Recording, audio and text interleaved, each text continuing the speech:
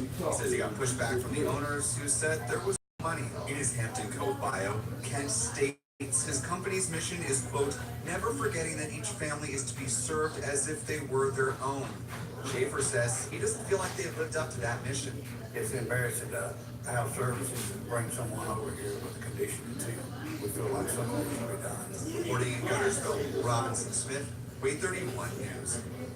Way 31 made multiple attempts to reach the owner, Charles Kent Sr., both in the Tennessee Valley and at his office in Florida. So far, our calls have not been returned. We will continue to follow the story and let you know if Kent responds.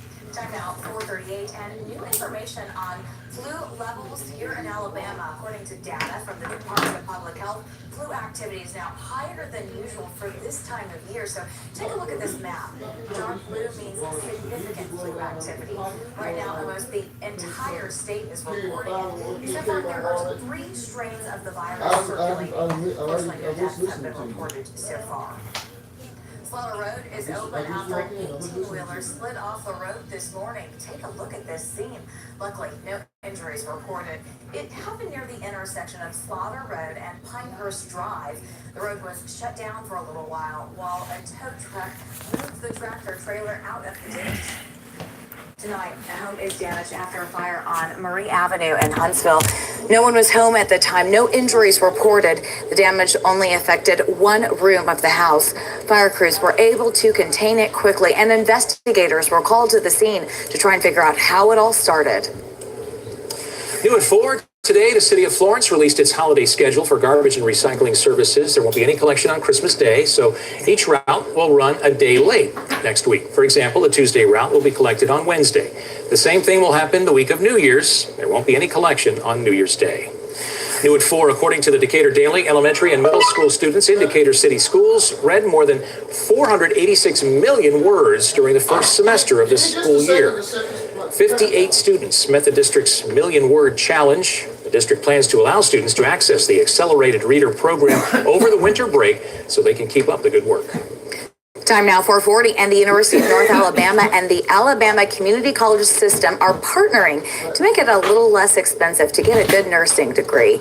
Under the agreement, any community college nursing graduate is eligible for a 20% discount of tuition and fees at UNA. The vice president of UNA said the partnership should help cut down on the state's nursing shortage. Christmas, of course, just around the corner, and many of you still have gifts to buy, I'm sure. Coming up, our consumer tech reporter, Jamie Tucker, breaks down some really cool gadgets from Amazon. Coverage you can count on. You're watching Way 31 News with Dan Schaefer, Chief Meteorologist Stephen Bowers, and Lyndon Blake with sports. Fixing faulty wiring? That's a don't do it yourself. Call Mr. Sparky instead to get $50 off any repair. You don't have to put up with any malarkey. Call 888-8-SPARKY. Bass Pro Shops and Cabela's have plenty of last-minute gift ideas in stores and online, like Pro Qualifier fish eagle spinning and bait cast combos for under $80. Plus e-gift cards from BassPro.com and Cabela's.com deliver nearly instantly for the perfect last-minute gift.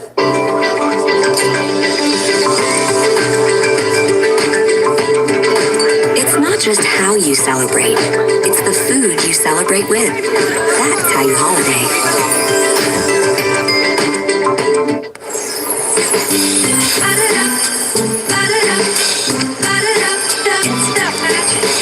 Finding the perfect gift for everyone on your list. That's how you holiday.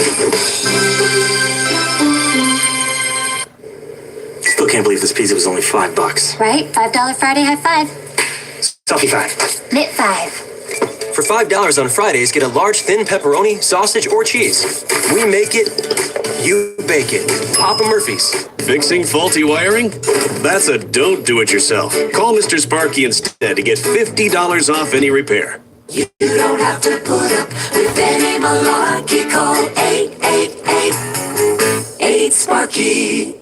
In-depth coverage of local news and severe weather. Way 31 News. Coverage you can count on. When I take on the insurance companies, they don't stand a chance. If they don't pay up, I make them dance. Dance with a hammer.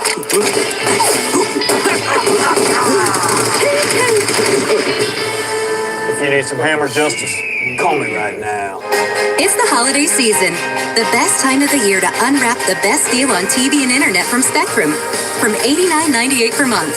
Call 833-300-8998. Spectrum TV has tons of free HD and free on demand, including your primetime favorites. Plus, with the Spectrum TV app, you can stream live TV at home or on the go on all your devices. Call 833-300-8998. Spectrum has the fastest internet starting speeds for the price, 100 megabits per second. That's enough bandwidth to keep everyone's devices connected while streaming, gaming, surfing, or downloading. There are no data caps and includes a free internet modem and free security suite. Get it all with no contracts and a 30-day money-back guarantee. 'Tis the season to save with Spectrum TV and internet from $89.98 a month. Call now and ask how you can save up to 40% on your wireless bill with Spectrum Mobile. Call 833-300-8998. When I take on the insurance companies, they don't stand a chance. If they don't pay up, I make them dance. Dance with a hammer.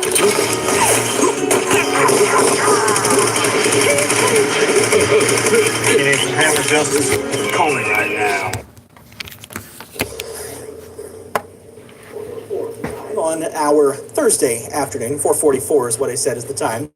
If you're heading south toward Birmingham, you're looking at a 1 hour and 30-minute drive. And then from Huntsville to Nashville currently is a 1 hour and 54-minute drive. I know we have a lot of traveling going on for the holiday. And even locally, we have a couple of accidents to tell you about. Of course, as traffic is starting to thicken up a bit, we're starting to get some more slow spots. Our pair of accidents are both on northbound Highway 53. One of them is at Jeff Road, so you can expect some slowing there, but not far beyond that, there's actually a second crash. This one is right by Harvest Road, so you can expect some slowing in that area as well. We're not seeing a lot of heavy slowing showing up on the maps just yet, but that certainly is something we'll be watching for.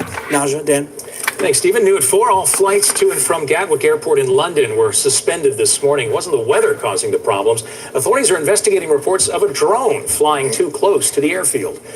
More than 100,000 passengers were scheduled to depart and land at the airport. Other London area airports lifted their night flight curfews to get some of those passengers to their destinations. This evening, 5 bar employees in Texas are charged in connection to a deadly crash. Authorities arrested 4 servers and 1 manager. They are accused of serving alcohol to 19-year-old Eric Hernandez, who crashed into another vehicle after he left the bar. That other driver died. Prosecutors say they gave Hernandez at least a dozen drinks while he was at the bar. Hernandez faces up to 20 years in prison if convicted of DUI manslaughter. All of the bar employees face misdemeanor charges. Time now, 4:45, and new this evening. Signs are now up for a California highway renamed for former President Obama. What's the 44th president's connection to the area?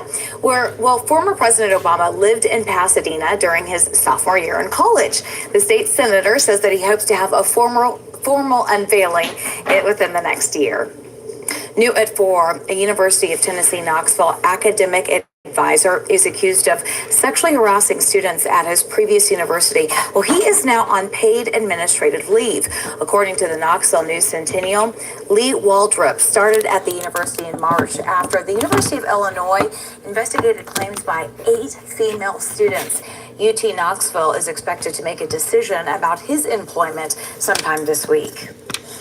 New at 4, you may soon be able to get marijuana and beer in one drink. AB InBev, the parent company of Budweiser and the world's largest brewer, says it will team up with a Canadian company to research the possibilities. They'll invest a combined $100 million in the effort. AB InBev will decide later if the cannabis-infused drinks are economically viable.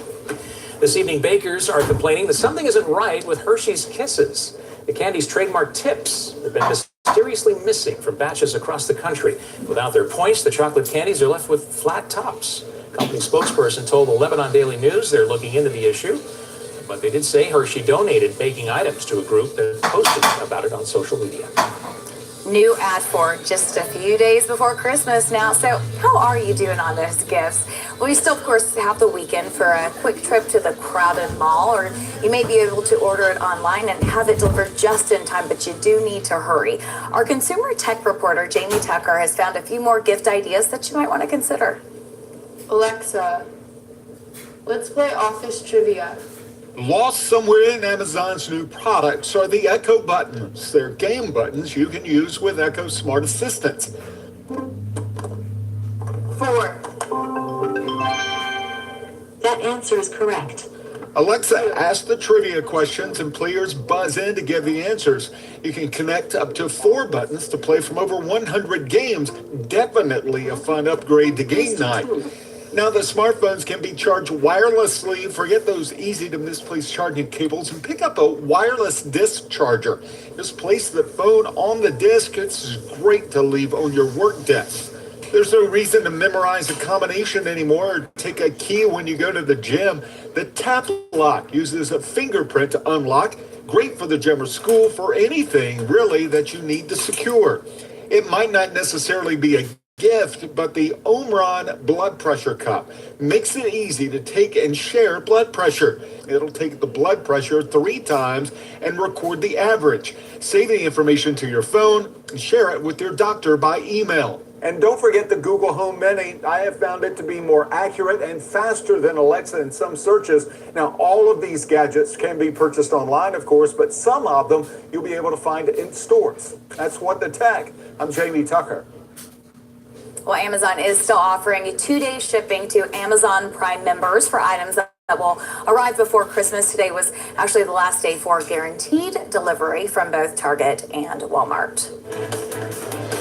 Time now 4:49, and we have some breaking news just into the Way 31 newsroom. An update on the retirement of Defense Secretary James Mattis. Just moments ago, Mattis said the president deserves a secretary, quote, whose views are better aligned with yours. The president announced that Mattis will step down in February, less than 20 minutes ago on Twitter. In the Way 31 Storm Tracker Weather Center, Chief Meteorologist Stephen Bowers. Steve has been tracking a lot of rain moving through the Tennessee Valley all day today, and there is more to come, even though we're getting a little bit of a break. There is. At least some of us are getting a break. You can see it there on Way 31 Storm Tracker radar. We're still looking at rain falling, however, right around Huntsville, across North Madison County, and extending up into south central Tennessee, including for you folks around Fayetteville on this Thursday evening. So, when do we have more rain? Well, we're going to talk about that. But I also want to talk about why I don't expect that very many of us, if any of us, will actually see snow. So there's a big look at the radar right there. Let's talk about the temperatures aloft. Now, this is 6 a.m. on your Friday morning. Notice at 5,000 feet, we're just at freezing. So below 5,000 feet, all the way down to the surface, we're looking at temperatures that are above freezing. That is not a snow forecast by any means. As we step you through the day, 9 o'clock, still right at freezing at the 5,000 foot level. It's not until about noon tomorrow when the temperature finally drops just barely below freezing at 5,000 feet. So our freeze level is still higher likely than 4,000 feet at this point. And our highest hills from Montesano east are between about 1,500 and 2,000 feet. So that's not quite low enough to look for snow in those areas, especially with surface temperatures in the mid-40s. Continuing through the afternoon, the snow levels drop. Even at 5,000 feet, the temperature is dropping.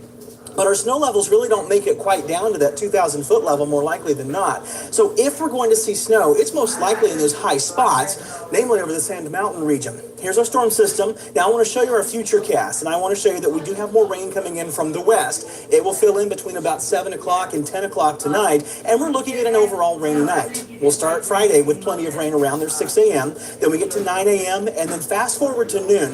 And this is what I want to show you, this little batch of snow that's showing up on our future cast. But remember, the temperature that I was just showing you, even at the noon hour, is probably not cold enough, low enough to get that snow going. So if there's anything, there probably won't be anything at all. And I expect that we'll see that update in the next update of our future cast here. But then through the day, the rain gradually fades, and then after 3 o'clock, through 4 o'clock, through 5 o'clock, you see the pink, and occasionally you'll see some white there across Sand Mountain. That's where the biggest potential to see a couple of snowflakes exist, and even there, I would say it's not a very big chance, and it's very few people who will actually see any of that rain. So here's your 7-day forecast. Friday, again, a little bit of a messy day, especially the first half of the day. By the second half of the day, things are starting to calm down just a little bit, but you'll notice the temperatures steadily growing colder tomorrow too. That 46-degree high happens first thing in the morning, probably even before the sun comes up. And the temperatures are going to slide down through the rest of the day. Saturday's quiet, another cold front. On Sunday means another round of rain. Then we're looking at a quiet Christmas Eve, and it looks more and more like things may be coming together for a rainy Christmas Day. But there still is plenty of time for that to change, so we'll be watching it closely. Yeah, gosh, the biggest inconveniences are during travel time. Absolutely. Thanks, Stephen. Sure. Well, everyone has their own way of ringing in the new year. For some, it involves diving into the freezing Tennessee River. Details on what you need to know about this year's Polar Bear Plunge coming up. We are counting down to Christmas at Belk. Finish your holiday shopping with our 4-day bonus buys. 70% off Belk Silverworks. $19.99 pajama sets. Buy one, get 2 free saddle bread. Get everything on your list at Belk and Belk.com. What does health for heart failure look like? It looks like this. Entresto is a heart failure pill that helps keep people alive and out of the hospital. Don't take Entresto if pregnant. It can cause harm or death to an unborn baby.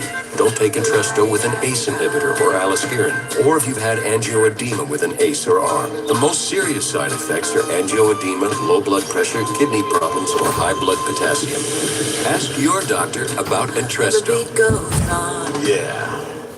Company is coming over for the holidays. Let Carpet One Floor and Home help you get ready. One of the best, easiest, and now least expensive ways is to add a new area rug. We have the largest selection of area rugs, including custom rugs, and over half the inventory is 50% off. Upgrade your life from the floor up. Selected area rugs, 50% off. They even built an overpass just for us. Carpet One Floor and Home. We're easy to find just past the last overpass on North Parkway. CarpetOneHuntsville.com. Belk makes holiday shopping easy. Just buy online. We'll tell you when your order is ready. Then pick up in-store for free within hours. And pile on the joy. Get everything on your list at Belk.com. On the scene, breaking news coverage. Way 31 Morning News. Coverage you can count on. There's one person to call when you need your disability. Cliff Hill. When you call for me, you'll meet with me. No ifs, ands, or buts, and together we'll develop a winning strategy. Call 534-02 or HillandJordan.com. Did I miss the sale? 2 pairs of glasses for $38.71? No, that's our everyday price. Come on. Fire sale? Closeout? You're overstocked? We're perfectly stocked. This week only? It's every day, and we can make your glasses today. 2 pairs start at $38.71, and 2 pairs of progressives just $76.92. Okay, it's our everyday sale. I knew it. Am I late? For the best everyday prices in eyewear, come to iMart Express. Right glasses. Right price. Right now. Isn't True Academy Speaks kid? Sure is. So what did your niece say when you asked her about Christmas? No. Oh, easy. She wants a bike. From the store that knows gifts best, Merry Christmas and Happy New Year. Academy Sports and Outdoors. Another thing, my mom was denied for disability when I was a young man. I know what it's like to be in your shoes. Call me. You'll meet with me. Injury lawyers Cliff Hill and Brent Jordan are your go-to team. Call 534-4502 or HillandJordan.com. Tonight, the finale is here. Tonight we crown a champion. Some will fall, This is not getting done. and only one will rise. The winner is The Great American Baking Show. Tonight, 9, 8 Central on ABC. On your mark, get set, freeze. It is time for Decatur's annual Polar Bear Plunge. It's a holiday tradition where people, for some reason, jump into the Tennessee River on New Year's Day. The event starts at noon at Riverwalk Marina. All the proceeds go to 300 disabled residents in Morgan County. Stay with us. We'll be right back.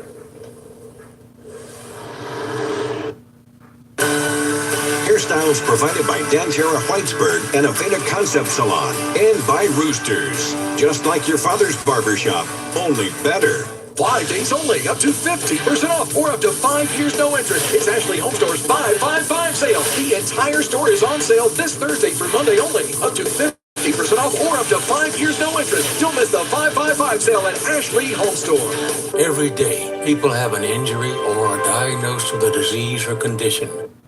It's their lives forever. Today, 54 million Americans with a disability. That's 1 in every 5 persons. The truth is, despite how careful we are, it could happen to any one of us. It's why programs are in place to protect us when something bad happens. for the Social Security disability benefits you so rightfully deserve. Call Cincinnati. Get in the game at the Harlem Globetrotters Live. Expect the most entertaining basketball on the planet.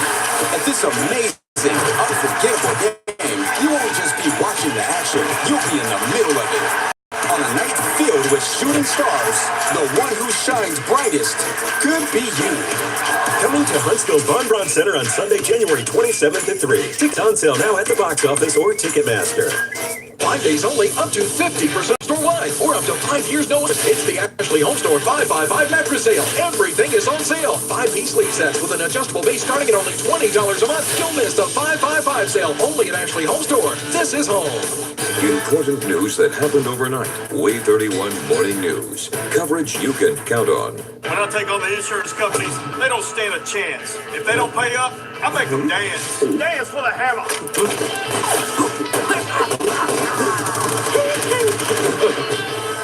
If you need some hammer justice, call me right now.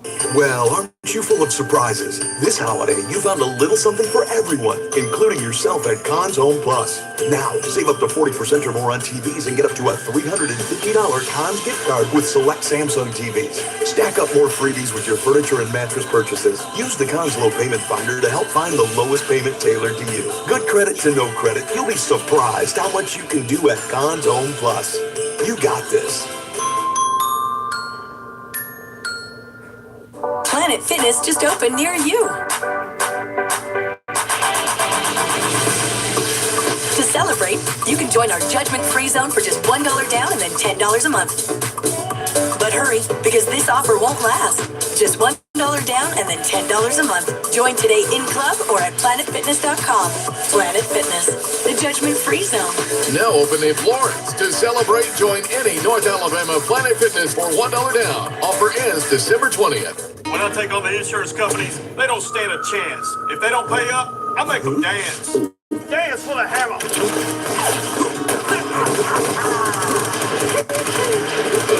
If you need some hammer justice, call me right now.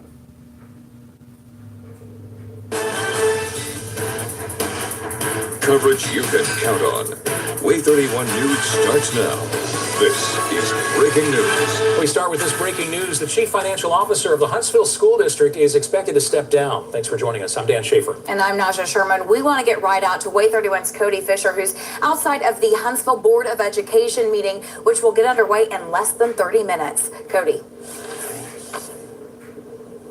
Dan and Naja, just 30 minutes ago, we found out that on the agenda tonight in the special session section, there is a CSFO agreement. Now that agreement, according to the online agenda, says that the superintendent recommends that the board approve the attached agreement transferring Bob Haygood, the CFO, to a temporary position and accepting the resignation of Bob Haygood's employment effective January 31st, 2019. So the superintendent is basically asking the board to approve the resignation of the CFO of the district. Now, we still don't know exactly why. The meeting here is just about to get started within 30 minutes from now, but we do know that Bob Haygood gave a presentation at the end of last month showing that the district is still about $2 million short on their 1 month fund, which is required by the state. So we don't know if that's exactly why he's going to be potentially resigning, but we're going to find out. Stay tuned. Reporting live in Huntsville, Cody Fisher, Wave 31 News.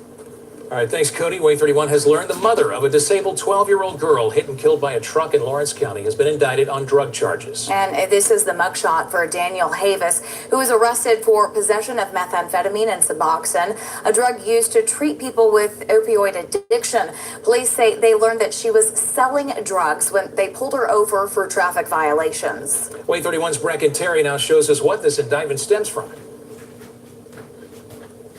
These indictments stem from a traffic stop involving Danielle Havis in Town Creek back in July. Investigators said they pulled Havis over and found meth, scales, and Suboxone in her possession. The Town Creek police chief told us Havis had meth in her bra and in her pack of cigarettes. She also did not have valid insurance and was operating an unregistered vehicle. The police chief also told us Havis admitted to selling drugs so she could pay bills. Tonight, investigators Investigators tell me her recent indictment is not tied to her 12-year-old daughter, Jayla Sutton, being hit and killed on Highway 157 just one day after Thanksgiving. Havis will be in court on January 10th for an arraignment on these drug and traffic charges. In Lawrence County, Brecken Terry, Way 31 News. Way 31 uncovered. The Lawrence County Sheriff had asked the State Bureau of Investigation to look into the circumstances that led to Jayla's death. Well, today, the Lawrence County coroner told us no autopsy was performed on Jayla because her cause of death was obvious. She was hit by a pickup truck. The coroner also said that troopers did not request an autopsy. We know the sheriff's office went to Jayla's home numerous times over the last 2 years because she was walking around unsupervised. A deputy was fired because he failed to notify DHR when Jayla was wandering naked for hours before her death. Rain is scattered around the North Alabama communities. Take a look here at live Way 31 storm tracker radar. It's a messy commute for anyone getting a jump start on holiday travel. Way 31 Chief Meteorologist Stephen Bowers is in the Storm Tracker Weather Center, keeping his eye on what's ahead. Stephen? Yeah, sure. We've got some more rain coming in from the west and even a little bit more trying to fill in over northeast Mississippi that's working its way into the Tennessee Valley here in North Alabama as well. For now, locally, we are getting a little bit of a break in most cases. We still have some rainy spots up around Hazel Green, extending up toward Fayetteville, even over toward Ardmore, back toward Scottsboro. Some light rain continues falling there. We'll see this rain pick up again throughout the night tonight, and it's going to fall into your Friday morning. But Friday morning is the rainiest part of the day, and the day will gradually become less rainy. The day will also grow colder over time. We're tracking the rainy forecast, and we're going to let you know what you can expect for this last weekend before Christmas coming up in your forecast in a few minutes.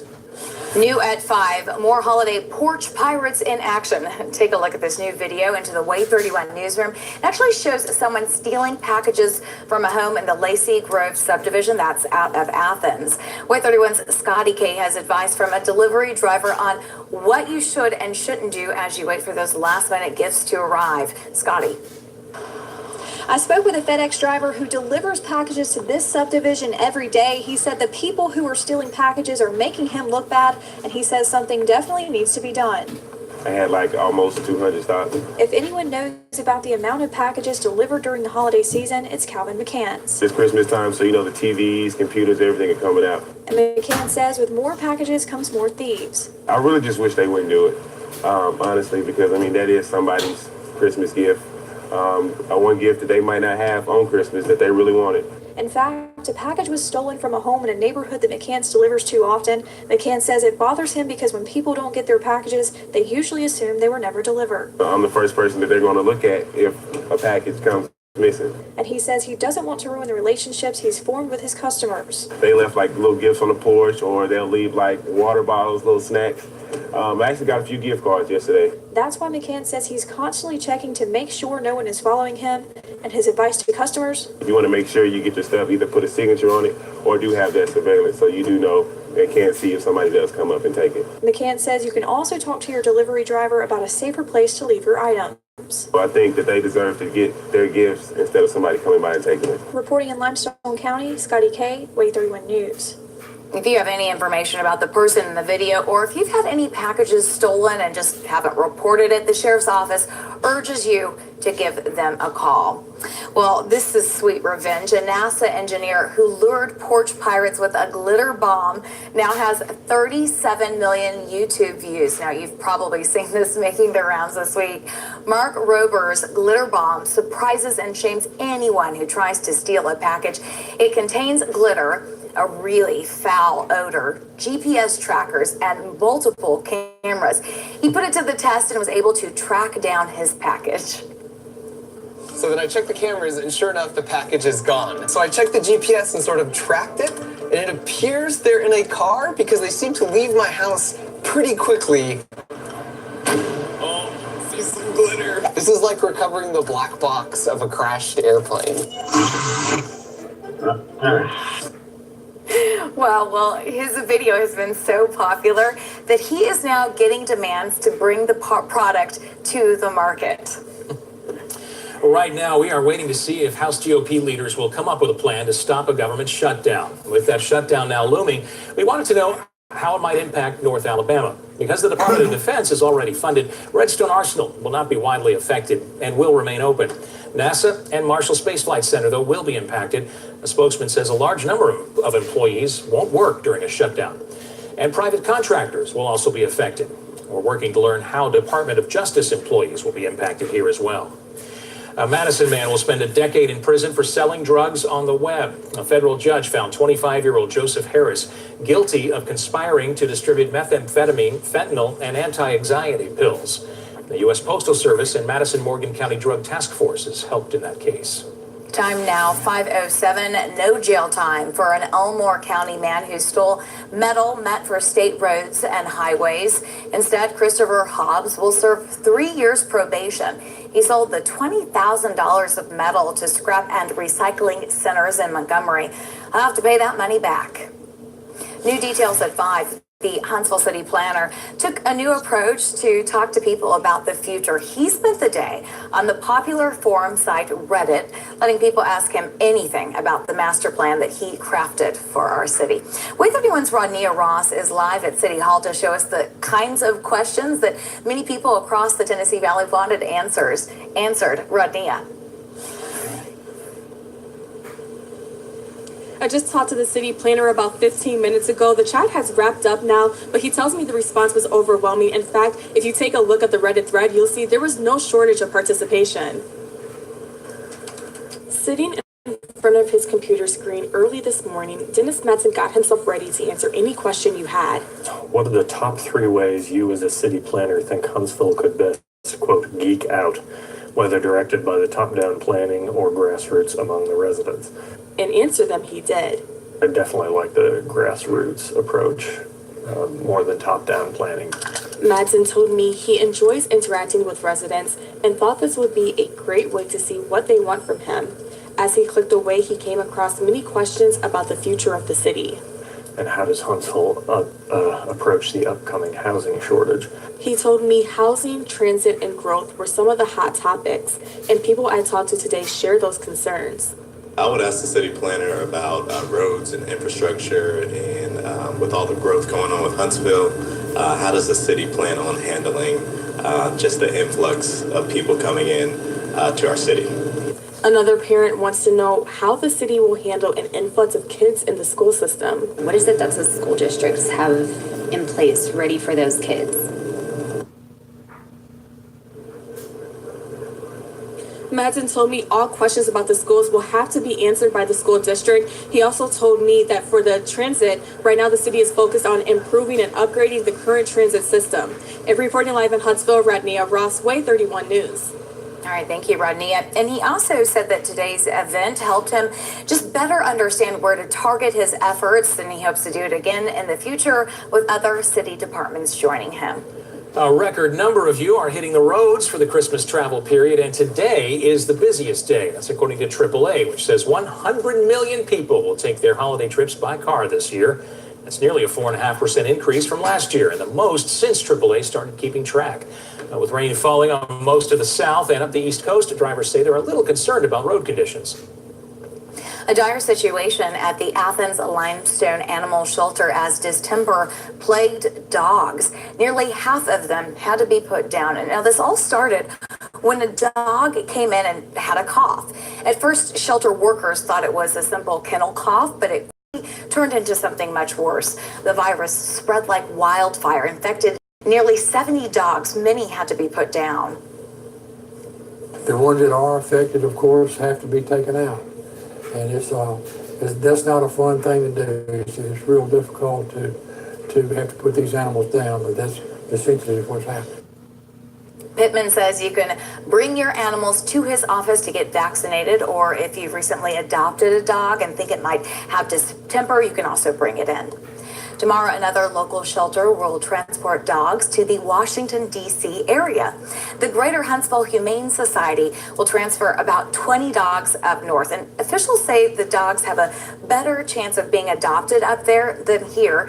The spay-neuter laws here are not as strict, and the ones up north cause shelters in the south to become overpopulated. A school fundraiser in memory of a fellow student. The drive held by a local junior high school to fight a crippling disease. And Americans are getting fatter. A new report says Alabama's unhealthy environment could be contributing to the problem. Coming up on Wait 31 News at 6, Wait 31's digging deeper into the broken parole system, why the AG says it's nearly impossible to get rid of ineffective board members. Coverage you can count on. You're watching Wait 31 News with Dan Schaefer, Chief Meteorologist Stephen Bowers, and Lyndon Blake with sports. You can depend on Wait 31 meteorologist Chris Smith, tracking storms and showing you when severe weather will threaten your area, giving you time to prepare, keeping your family safe. Wait 31 News, coverage you can count on. Getting hurt in a car wreck can ruin your day, but talking to the insurance company before calling us can ruin your life. Pick up the phone and call us first. We'll deal with the insurance company and work to keep you out of court. Charles Pittman is the way to go. Call 533-5000.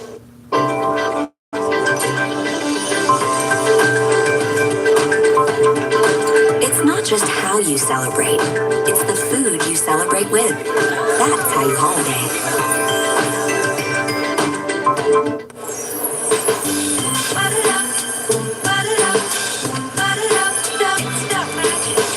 Finding the perfect gift for everyone on your list. That's how you holiday.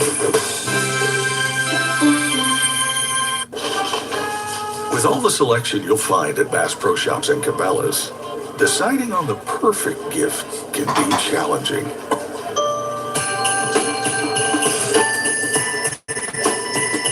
That's why we've made it easy with a selection of gift cards for everyone on your holiday list.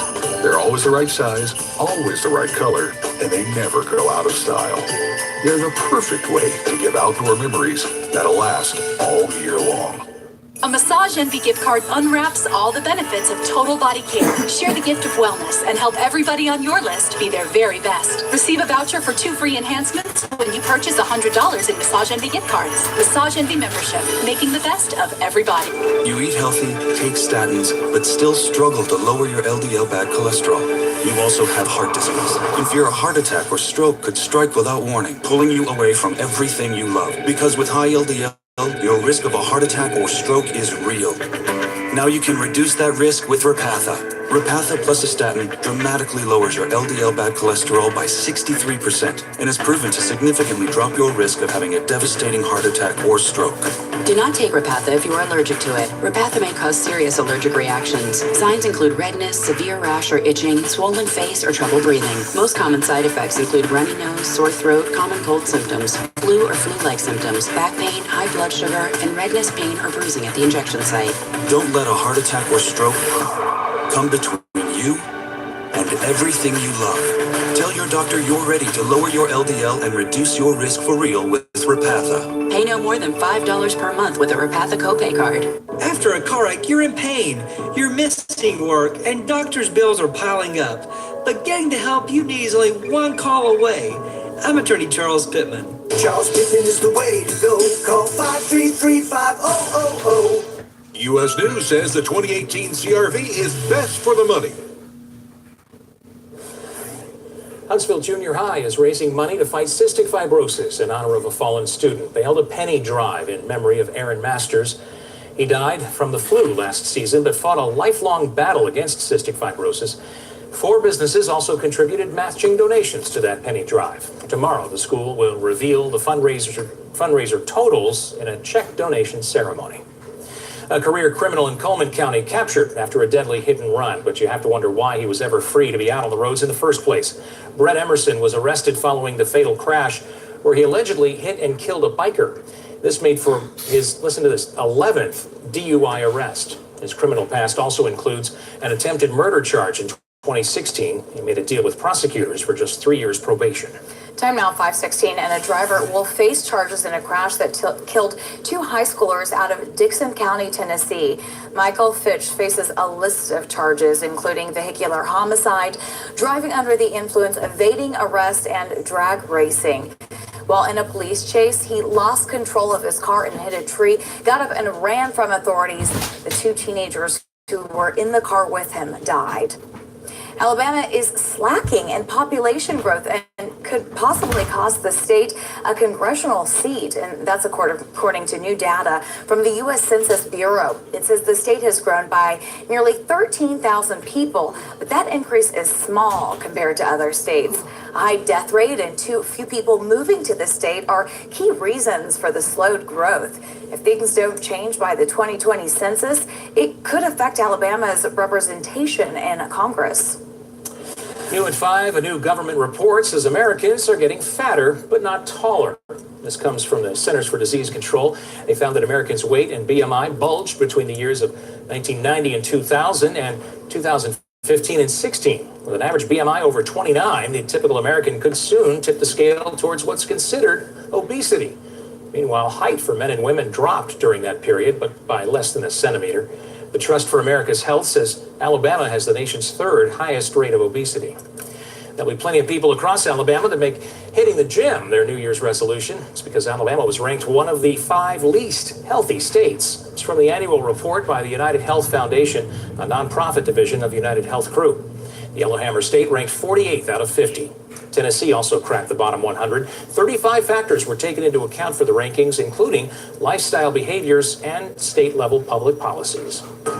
In the Way 31 Storm Tracker Weather Center, Chief Meteorologist Stephen Bowers. Good time now, 5:18, and a lot of people out on the roadways certainly need to be mindful as we continue to track showers across the Tennessee Valley. That's right. Plenty of rain to make for a slippery drive, whether you're driving home from work or, driving to get going for the holiday here, or have people coming in. It's a good idea to be safe and to take that drive a little bit slowly. We are getting a little bit of a break in many areas. We still have some rain showing up on Way 31 Storm Tracker radar, especially stretching from just south of Fayetteville, right on down to areas near High Top and Hollywood and just north of Scottsboro. So through this evening, we still can have some rainy spots. There's no question about that. But again, many of us getting that break for right now. But look at our forecast through the evening. If you're heading out to dinner, it's a cool go of things with temperatures holding somewhat steady in the lower 50s, but rain is likely to make a comeback here over the next couple of hours as more rain developing over Mississippi heads our way. This is what I'm talking about, this batch of rain coming together here over northeast Mississippi, kind of filling in that break in the rain that we've been seeing. And then there's another batch of rain even farther west that is working its way across the Mississippi River. This is going to be moving through North Alabama and southern Middle Tennessee through the night as well. By 10 o'clock, this is really starting to ramp up again, and we'll be in for another rainy night. You'll hear the raindrops on the roof throughout the night tonight and through your Friday morning. Between about 6 o'clock and 9 o'clock, though, a lot of this rain starts breaking up over the shoals at first, and then we take you through the day here, and you'll notice that the rain continues breaking up. There still are some rainy spots at noon. And one thing I do want to point out is we just had a brand new update from our Futurecast come in. This is noon tomorrow. And remember, when I was with you last hour, there was a little batch of snow trying to show up there right at the noon hour, right around Waterloo. It's worth a mention, though, that that's gone. I told you that probably would update and get out of here, and it certainly has. And then what's left of this moisture gets out of here. If we're going to see snow, it's going to happen over Sand Mountain on some of the hilltops. Even there, I wouldn't say it's likely. It's just a small possibility. More likely than not, that's going to stay just north of us. We've already had a good bit of rain. Decatur actually has had closer to that 9. Looks like these are actually displaced just a little bit, but I can tell you we've had a good bit of rain, anywhere from about 1/3 of an inch to almost an inch across the Tennessee Valley through the night tonight, and then through tomorrow morning we're going to add close to a 1/2 inch, 1/4 inch to a 1/2 inch across the Tennessee Valley anyway, and then we'll see this fade away tomorrow night, as we mentioned. Then on Saturday, things are looking a whole lot better. If you have travel plans, that's your day across the Tennessee Valley. We have another cold front that comes in on Sunday. That's going to make for some tricky travel conditions once again, and then Christmas Eve itself looks just fine. We'll see temperatures climbing up toward 51 degrees under a partly cloudy sky. Then I'm tracking another storm system that comes in on Christmas Day. That can mean some more areas of rain for us. Then maybe a little bit of a break on Wednesday before the next big storm system comes in on Thursday and Friday of next week. All right, thanks, Steve. All right. The Decatur Police Department playing the role of Santa this holiday season. The gifts they brought together for local kids in need. Get live interactive radar with the Way 31 Storm Tracker weather app. At Weathermark Keith, we've been fighting for those injured by distracted drivers for a long time. The road belongs to everyone. If you've been harmed by a distracted driver, let us go to work for you. Call Weathermark Keith because your case matters. WKFirm.com. You know the way your friend looks at you when you've ordered the Dublin cheese steak burger with fries, a cup of original recipe chili, and a fresh baked chocolate chip cookie? All four for $4? That, my friend, is called order envy. 444. 4 meals, 4 items, $4. 444. Get more for 4. Only at Steak and Shake.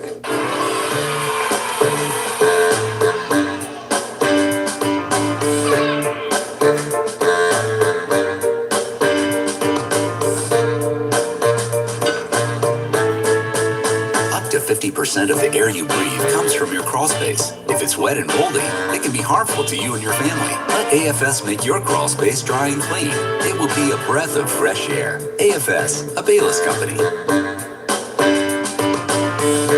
Emergency room care and future surgeries. Just some of the costs incurred after an accident with an 18-wheeler. Wettermark Keith has spent over 30 years battling the trucking companies, and they know they'll be in for a fight with us on your side. Wettermark Keith, WKFern.com.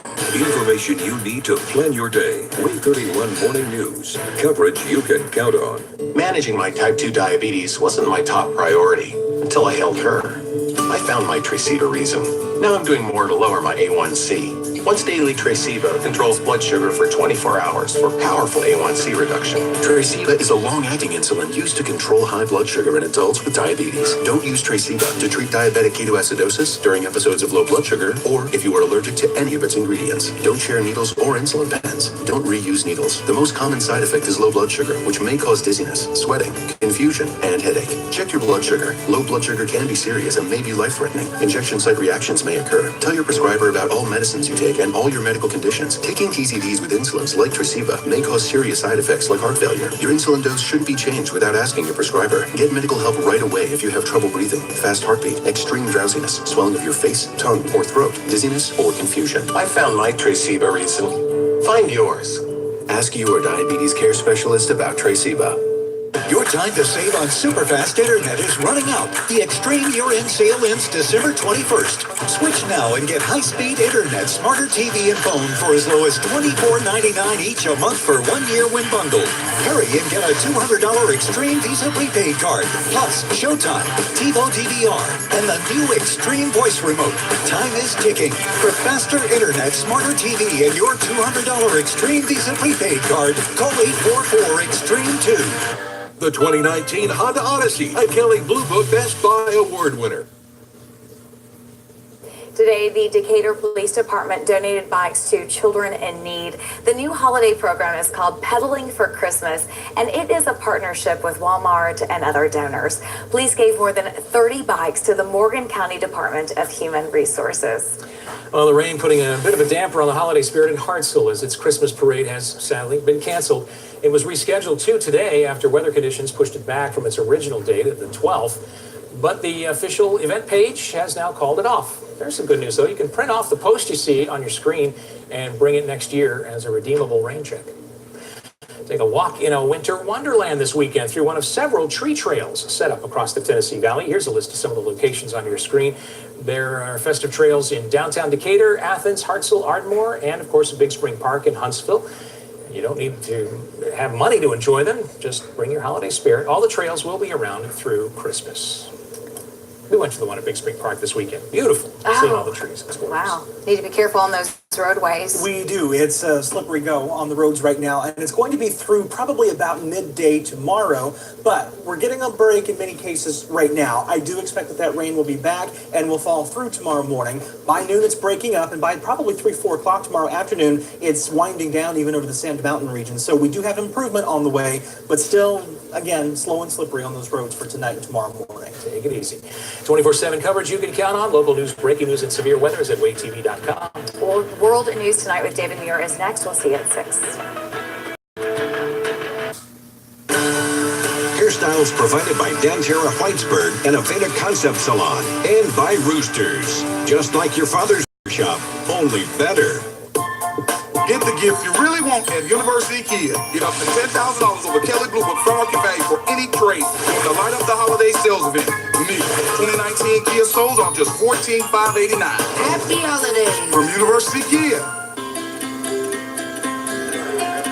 It's the season for sugar and spice. Measuring, mixing, melting, stirring things up. It's a sip, a taste, a nibble. It's the perfect time to let us do the cooking. Find the platters for your event in our Gather and Share brochure. Publix, where shopping is a pleasure. It's dinner time in America, and families are gathering around. Thanks to Reynolds Wrap, dinner preparation is perfect, and everyone knows to be mindful of their manners. Dinner time has changed. Our quality hasn't. Reynolds Wrap, foil made in the USA since 1947. Reynolds Kitchens has eliminated plastic wrap frustration for good. To celebrate, award winner Jeff Russo composed the world's shortest victory song.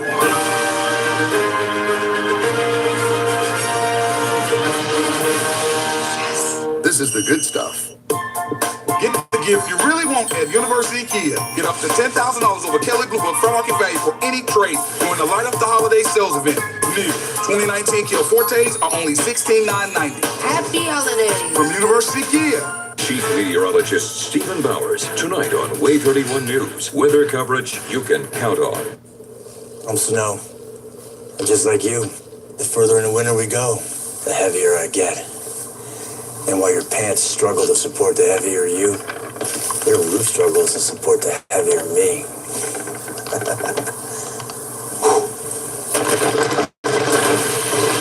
Your cut rate insurance might not pay for this. So get Allstate. You can save money and be better protected from mayhem. Like me. Mayhem is everywhere, so get an Allstate agent. Are you in good hands? Bass Pro Shops and Cabela's have plenty of last-minute gift ideas in stores and online, like Pro Qualifier Fish Eagle Spinning and Bait Cast combos for under $80. Plus e-gift cards from BassPro.com and Cabela's.com deliver nearly instantly for the perfect last-minute gift. Your only choice is Wilson's Fabric and Boaz, family owned for over 50 years. Bridal crafts, heirloom embroidery, quilting, and designer fabric. We can print anything you can think of with our new custom vinyl printer. Wilson's Fabric and Boaz, wilsonsfabric.com.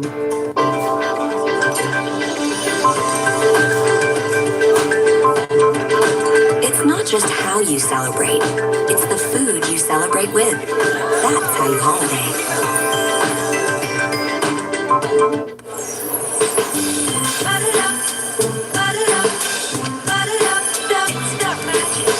Finding the perfect gift for everyone on your list. That's how you holiday. It's easier here. HondaDecatur.com or on Beltline Road. Mattis is out, sending his resignation to the president. It comes just 24 hours after the president abruptly announced that he's ordering the withdrawal of U.S. troops from Syria. The president saying the war against ISIS essentially has been won, drawing outrage even from Republicans, and now Defense Secretary Mattis is resigning. Also at this hour, will there be a government shutdown after all? Just days before Christmas, the president now saying he will not sign a spending bill without money for his border wall. Also breaking as we come on tonight, the major storm system barreling up the East Coast. Dangerous driving, airport delays just as millions travel. Already bringing tornadoes, families huddled in their bathroom. Ginger has the new track. The major airport shut down tonight. A drone spotted 50 times today alone. Grounding all flights, the military called in, and now the Americans stranded. The plane crash in Atlanta, several dead right into a park. New reporting tonight of the case of the missing mom, last seen on surveillance pushing that grocery cart. The 2-day search of the fiance's property. Harvey Weinstein going to court to get his case thrown out today. What the judge said instead. And the children, 9 and 10, home alone when an armed intruder breaks in. What they do to save their own lives. And tonight, the deadly blast, new video just coming in, that explosion leveling a city block. This is ABC World News Tonight with David Muir. Good evening, and it's great to have you with us here on a Thursday night. And we have several breaking headlines as we come on the air tonight. Just a short time ago, we learned of the bombshell resignation of Defense Secretary Jim Mattis. General Mattis will leave in February, a major departure, and it comes just a day after President Trump made that sudden announcement ordering all U.S. troops to be withdrawn from Syria, essentially saying the war against ISIS had been won. Secretary Mattis, a 4-star Marine general, the last of what the president called his generals to remain in the administration. There were reports of tension between the defense secretary and the president for quite some time. Those differences had become more apparent in recent weeks.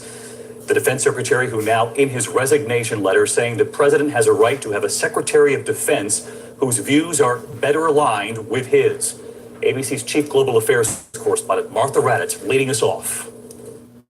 The news tonight coming amid a growing backlash over President Trump's decision to pull out of Syria. And that video where he said he was honoring American troops, including those who gave their lives. They're all coming back, and they're coming back now. We won, and that's the way we want it, and that's the way they want it. Some of the president's closest allies call it a disaster, rejecting his claim that ISIS has been defeated. To say they're defeated is an overstatement and is fake news. It is not true. And now, just one day later, Defense Secretary Jim Mattis handing in his resignation, making clear he has deep disagreements with the commander-in-chief. In a letter to the president dated today, Mattis writes, "We cannot protect our interests without maintaining strong alliances and showing respect to those allies." Mattis adding, "We must be resolute and unambiguous in our approach to those countries whose strategic interests are increasingly in tension with ours." He specifically cites China and Russia, telling Trump, "Because you have the right to have a Secretary of Defense whose views are better aligned with yours on these and other subjects, I believe it is right for me to step down from my position." President Trump has hinted he and Mattis aren't always on the same page. I think he's sort of a Democrat, if you want to know the truth.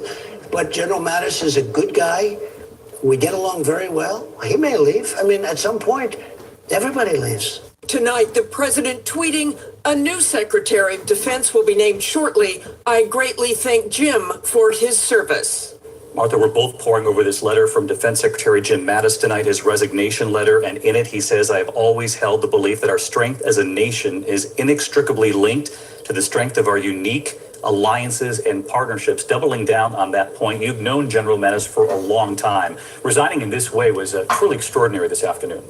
Really astonishing, David. This is a man whose life has been about service and sacrifice. He cares deeply about our troops in this country. He had said he would never leave the post as long as he felt his service to the president was valued and productive. That no longer was the case. It seems clear that the situation was intolerable for Mattis, and clear that this is in protest to Trump pulling out the troops from Syria. And Trump is also considering pulling a substantial number of troops out of Afghanistan as well. David? All right, Martha Raddatz leading us off tonight. Martha, as you know, also breaking at this hour, it appears there could very well be a government shutdown after all, just days before Christmas. And the president is now saying he will not sign a spending bill without money for his border wall. ABC's Mary Bruce on the Hill with new reporting tonight.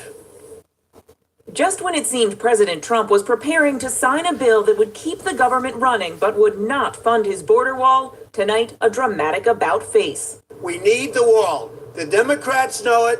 Everybody knows it. It came after a conservative revolt, outraged that the president might be backing down from his signature promise. This turnaround that looks like he just caved. Not funding the wall is going to go down as one of the worst things to have happened to this administration. It looks like a lot of people's worst fears may be realized. It seemed the president was listening, summoning House Speaker Paul Ryan and top Republicans to the White House. The president informed us that he will not sign the bill that came up from the Senate last evening because of his legitimate concerns for border security.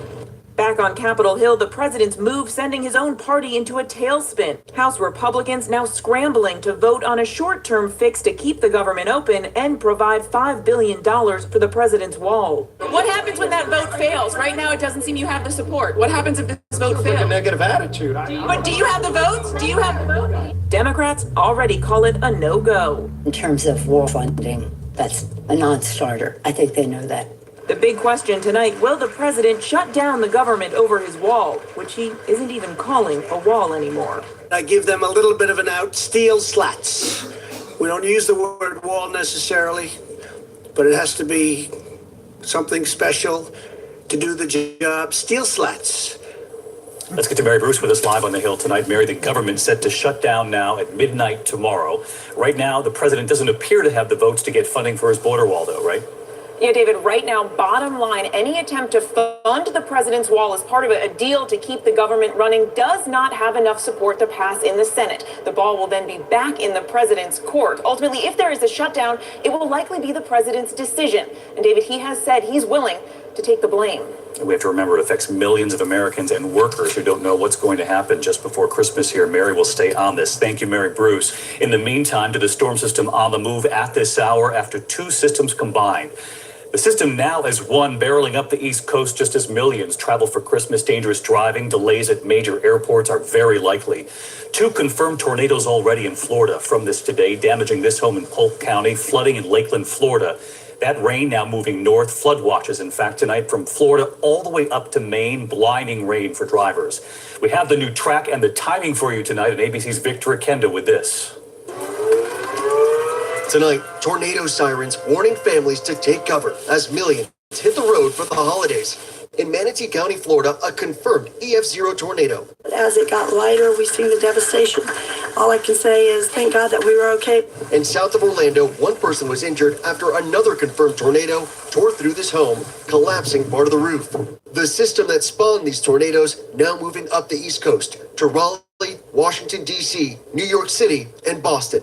Rain falling 2 inches an hour in spots, flooding roads in Tampa and making driving treacherous. I've seen a couple of accidents already where cars appear to hydroplane off the roadway. Winds gusting to 60 miles an hour in Jacksonville, downing power lines in Hillsborough County. And with nearly 3 million heading to an airport today, authorities warning there will be delays and cancellations. This storm is making travel very difficult across the southeast. Our captain just told us that there are ground stops in Orlando, Jacksonville, and right here in Atlanta. Back on the ground, northeast of Tampa, at least 70 homes damaged at this mobile home community. Thankfully, no one was injured here, but many forced to stay with family and friends just days before the holidays. And here in Orlando, the roads are a mess. Today predicted to be one of the busiest days on the roads in many places. More than 100 million people are expected to take a road trip during the holidays. Now those storms bearing down on the northeast. David? Victor Akendo, thank you. Let's get the timing for all of this. Chief Meteorologist Ginger Z is tracking it all for us to help us get through this and carefully. Hey, Ginger. Hey there, David. It is a bad combination, as Victor was just saying. So we'll get straight to the map so I can tell you when it's going to be in your backyard. Looking here, along that low, the flood watches that are in effect from Florida and Georgia all the way up to Maine. So Interstate 95, so many people will be traveling that. And that's going to be a mess, especially by tomorrow morning, because we've got the light stuff now with the warm front. But really, there will be 3 rounds. That's 7 a.m. you're looking at. So Philadelphia, very wet. We could see 2 to 4 inches of rain in pockets up to Boston. And then another low comes in, a really wet and windy. Don't forget that, gusts up to 45 miles per hour, David. Ginger Z with us tonight. Ginger, thanks as always. And next tonight to that major airport shutdown. All flights halted tonight after a drone scare, seen 50 times today alone. Officials calling it tonight a deliberate act. The chaos at Gatwick, the second largest airport in the UK, canceling hundreds of flights. The military has been called in tonight, stranding tens of thousands of passengers, American travelers among them. ABC's James Longman is right there tonight. Every single plane at one of Europe's busiest airports grounded tonight. A drone, police say, is deliberately disrupting operations, leaving tens of thousands stranded. Helicopters circling, officers with long guns on alert. A massive operation underway to locate the mystery pilot who's been sending a drone in and out of Gatwick airspace since Wednesday night. We'll do everything within our power to find those responsible. In the terminals, chaos. This departure board says it all. Passengers stuck on grounded planes for hours or diverted as far away as Amsterdam. This New York student angry and disappointed. Why don't we just shoot the thing out of the air now? This simulation shows what a drone could do to a moving plane. Watch again, the experiment demonstrating why officials are taking extraordinary measures. The British military now going in. Their specialized equipment, it's hoped, could down the industrial-type device. So let's get to James Longman with us live tonight outside Gatwick. More than 700 flights in and out of that airport, you've been telling us, canceled today alone. Officials are not calling this terror-related, but they do say that these drone flights are, quote, highly targeted, James. That's right, David. And because of that, this airport is shut with no real idea as to when things will be back to normal. But tonight, a police spokesman did tell me they have not ruled out shooting that drone down. David? All right. James Longman at Gatwick Airport in the UK tonight. Thank you, James. Next here, new developments in the case of the missing mother from Colorado last seen on that surveillance, that grocery store on Thanksgiving Day. Authorities have now searched her fiance's sprawling property for 2 days. And tonight, ABC's Clayton Sandell reaching out to that fiance. 28 days since she went missing, and tonight the mystery around Kelsey Barrett's disappearance is growing. Authorities now appearing to focus on her fiancé, Patrick Frazee. Police say he was the last person to see Kelsey Barrett. Today, he wasn't talking. There's nothing you'd like to say? Can you talk to me? Why haven't you spoken out about Kelsey, Patrick? Police and the FBI searching Frazee's 35-acre property over the weekend for any sign of Barrett, the 29-year-old mother and pilot last seen Thanksgiving Day at a grocery store with the couple's 1-year-old daughter. A search of Barrett's home found uneaten cinnamon rolls left behind. On November 25th, mysterious text messages, one from Barrett's phone saying she was going to miss work. Later that day, police say her phone pinged in Idaho, nearly 700 miles from home. Frazee's lawyer says he continues to cooperate. Now, police wanted to speak with him in person. We don't yet know if that has happened. For now, they are not calling Frazee a suspect. David? Clayton, thank you. Now to major developments involving Harvey Weinstein. Headed to court today, hoping to get his sexual assault case dismissed. But tonight, what the judge said instead. ABC's Lindsay Davis was at the courthouse. Harvey Weinstein leaving court today one step closer to standing trial for rape. How do you feel? The judge ruling he would not dismiss the criminal case against him. We remain confident, despite the court's ruling today, that ultimately, at a trial of this case, Mr. Weinstein will be completely exonerated. Initially, Weinstein faced 6 counts related to allegations by 3 women, including charges of rape and sexual assault. But one of those charges was later dropped after potential inconsistencies in one accuser's story. Weinstein's attorney argued that her perjured testimony contaminated the grand jury proceedings and called for the remaining 5 counts to be dismissed. The judge disagreed. We just left the courthouse where Harvey Weinstein was not acquitted or dismissed. Leaders of the Me Too movement and several actresses, including Marissa Tomei, Why was it important for you to be here today? emerged from the courtroom saying they were relieved the case would move forward. Weinstein is expected back in court in March for a pretrial hearing. He still faces multiple civil suits as well. And also important to note that he has maintained all along that he has never had any non-consensual sexual encounters, David. All right, Lindsay Davis with us again tonight. Thank you, Lindsay. In other news tonight, Acting Attorney General Matt Whitaker has chosen not to recuse himself from overseeing the special counsel investigation, although he was openly critical of Mueller and the investigation on cable news. A DOJ ethics official concluded that although it was a close call, out of an abundance of caution suggesting Whitaker should step aside because of an appearance of conflict of interest. But he chose not to. Meantime, we have learned tonight the president's nominee for the permanent AG spot, William Barr, submitted a 19-page memo to the DOJ back in June, strongly objecting to the special counsel's investigation into the president and possible obstruction of justice. Another brutal day for investors and your 401k. The government shutdown showdown contributing to the uncertainty again tonight. The Dow falling sharply, plunging 464 points this Thursday to the lowest level in 14 months. For the month now, the Dow is down more than 10%, on track to be the worst month in nearly a decade. There is still much more ahead on World News Tonight this Thursday. The deadly plane crash in Atlanta, no survivors. The jet going down in a park. Several dead. Will take you to the scene. Also, the children 9 and 10 home alone when an armed intruder breaks in. What they do to save their own lives. And Made in America Christmas is back. We've been asking you for weeks now for your one thing. Your ideas pouring in, and we love them. We'll go down the list with some very eager American workers right there, hoping you'll buy. Stay tuned. As someone in witness protection, I can't tell you anything about myself. But believe me, I'm not your average consumer. That's why I switched to Liberty Mutual. They customized my car insurance so I only pay for what I need. And as a man, or a woman, with very specific needs that I can't tell you about. Mr. Landry? Hi, Mr. Landry. Liberty Mutual customizes your car insurance so you only pay for what you need. Liberty, liberty, liberty, liberty. Here, you can just leave them on the porch. Let ADT help protect your packages this holiday season. Package Protection Service, brought to you by ADT.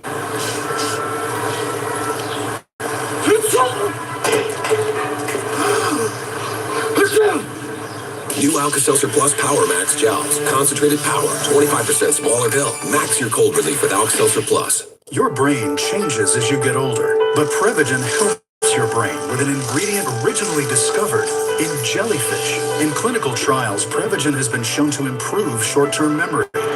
Prevagen, healthier brain, better life.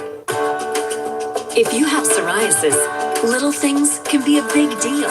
That's why there's Otezla. Otezla is not a cream. It's a pill that treats moderate to severe plaque psoriasis differently. With Otezla, 75% clear skin is achievable. Don't use if you're allergic to Otezla. It may cause severe diarrhea, nausea, or vomiting. Otezla is associated with an increased risk of depression. Tell your doctor if you have a history of depression or suicidal thoughts, or if these feelings develop. Some people taking Otezla reported weight loss. Your doctor should monitor your weight and may stop treatment. Upper respiratory tract infection and headache may occur. Tell your doctor about your medicines and if you're pregnant or planning to be. Otezla. Show more of you. Next in the broadcast tonight, two brave children calling 911, just 9 and 10 years old, an armed intruder breaking into their home. And it's what those children do next. Here's ABC's Alex Perez. Tonight, for the first time, we're hearing the harrowing 911 call 10-year-old Eric Francisco and his 9-year-old sister Oneida made after an armed intruder broke into their Alabama home last May, forcing them into a bathroom. The police are coming in the back door. You're eventually going to hear us say police, okay? The gunman, not realizing little Eric, snuck in a cell phone. He's right there in the room. I could be dark enough. The operator working to keep the kids calm. The police are inside, but I need you to get into that bathtub and lay down in the bathtub, okay? But we're scared to come out. Okay, don't come out. Now, the police department praising the brother-sister team as heroes, rewarding them with gifts. The only thing I want to say to them, Merry Christmas. Thank you so very much.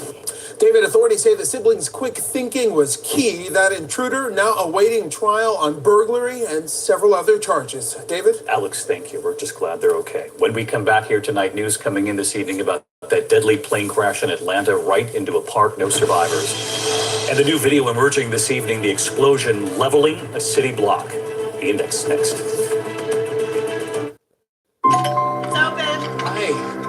This is amazing. With moderate to severe ulcerative colitis. Are you okay? Even when I was there,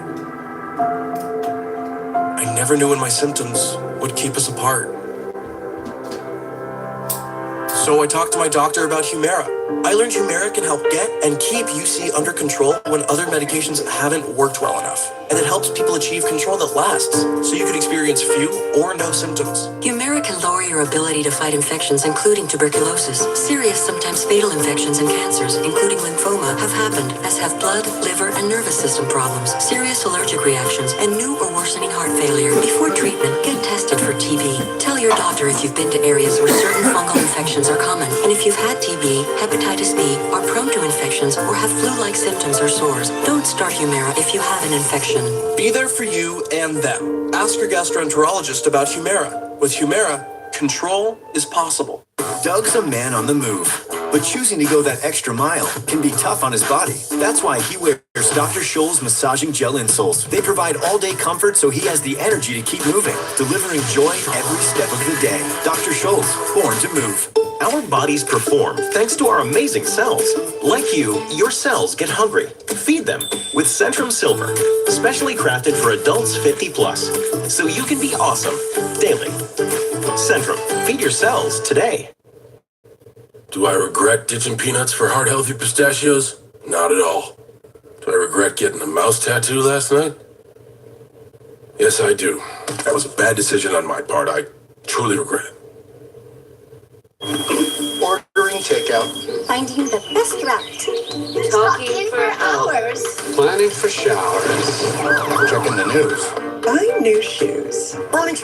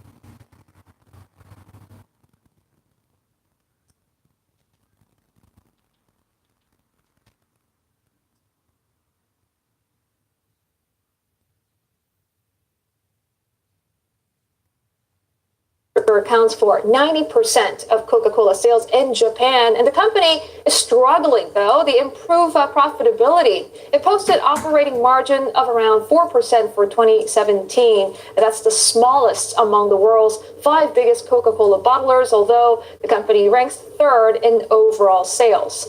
And in Japan, the classic red and white soda leads in an extremely competitive beverage market. Its market share is only 5 percentage points higher than the runners-up, which is Suntory Beverage and Food. Rivals Asahi Soft Drinks, Kirin Beverage, and Itoan trail closely behind. And while the price of Coke might be going up, inflation is otherwise slowing in Japan. Figures just out showing consumer prices rising 0.9% in November. That's short of the 1% forecast by economists, and it puts the central bank's target of 2% inflation further out of reach. Let's take it now to France, where after 5 weeks of protest across the country, including several outbreaks of violent rioting in central Paris, the Yellow Vest movement seems to be winding down ahead of the Christmas holidays. But it might be too late for many hotels, restaurants, and businesses who've seen major financial losses and visitors canceling trips at what should usually be one of the busiest times of the year. Elena Casas reports from Paris. American Gil Saltz runs his own business, providing bespoke guided walks of Paris. Find the city. Normally, the Christmas holidays would be a busy period, but this year he's been hit by a wave of cancellations. During the holidays, between the 21st and the 31st, I will have had 4 bookings canceled. So it's pretty important. It's about a quarter of the bookings that I had. And there would have been multiple walks with some of the clients. The reason? Violent demonstrations in central Paris that shocked global TV audiences on several recent weekends, with tear gas fired on the Champs-Élysées and cars burning in the street. The protests have focused on the area around the Arc de Triomphe, where some of the city's most famous hotels and luxury brands have been forced to close and board up for the last 5 weekends. The big designer names won't say how much they've lost in sales in the busy run-up to Christmas, but the French Retail Association says shops across all sectors have lost about €1 billion since the beginning of December. The City of Paris has announced €1 million in subsidies for small businesses, some of whom had to close 5 Saturdays in a row. The mayor has launched a campaign to encourage Parisians to help their local shops with some last-minute Christmas shopping. But it might take some time for travellers to come back. Hotel reservations are down 25%. This 4-star hotel just steps from the Galeries Lafayette has lost 800 overnight stays in December. D'abord, il y a un certain nombre de touristes qui sont partis de façon anticipée, et puis des annulations de réservations, bien entendu. Ça n'a rien à voir avec 2015, on est quand même en dessous, heureusement, des chiffres de 2015, mais c'est quand même particulièrement inquiétant et soucieux. Industry players are hoping that the City of Paris will bounce back quickly, just like it did after other recent blows to tourism. After the terror attacks in 2015, hotel bookings were back to normal levels within a year. Elena Casas, Channel News Asia, Paris. And that's it from me. Lots more on Asia Business First. That's coming up at the top of the hour at 9 a.m. Singapore, Hong Kong time. But for now, it's back to you, Yvonne. Thank you, Julie. We'll see you at 9. Coming up on First Look Asia, and more trouble brewing in the U.S. Capitol. The U.S. government could shut down if Mr. Trump's terms aren't met.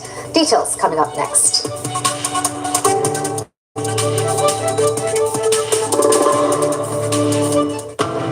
As a new year begins, find out what's in store with Channel News Asia's Year Ahead specials. Delve into key issues facing Singapore in the next 12 months. Look back at events that shook Southeast Asia and what lies ahead. Recap major developments in East Asia and the impact on the world. Get a roundup of the year's biggest stories and examine the challenges for the US and Europe. The Year Ahead 2019, only on Channel News Asia.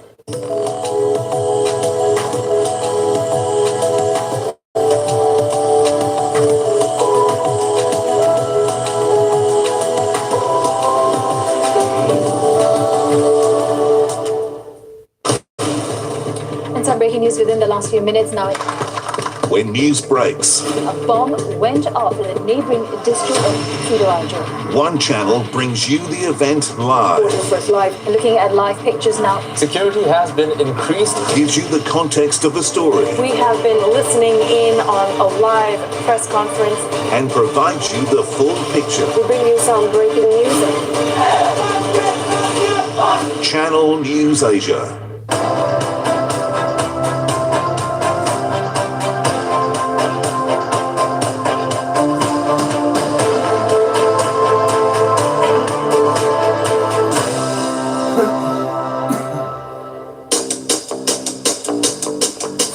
This painting sold for over $400,000 US. What if I told you the artist is not human? Yeah, I would be able to tell. I feel maybe there might be a bit of disconnect. If creative artificial intelligence is the future, where do the creatives fit in? Is this where I audition for Why It Matters? Artificial Intelligence on Why It Matters, Monday, Channel News Asia.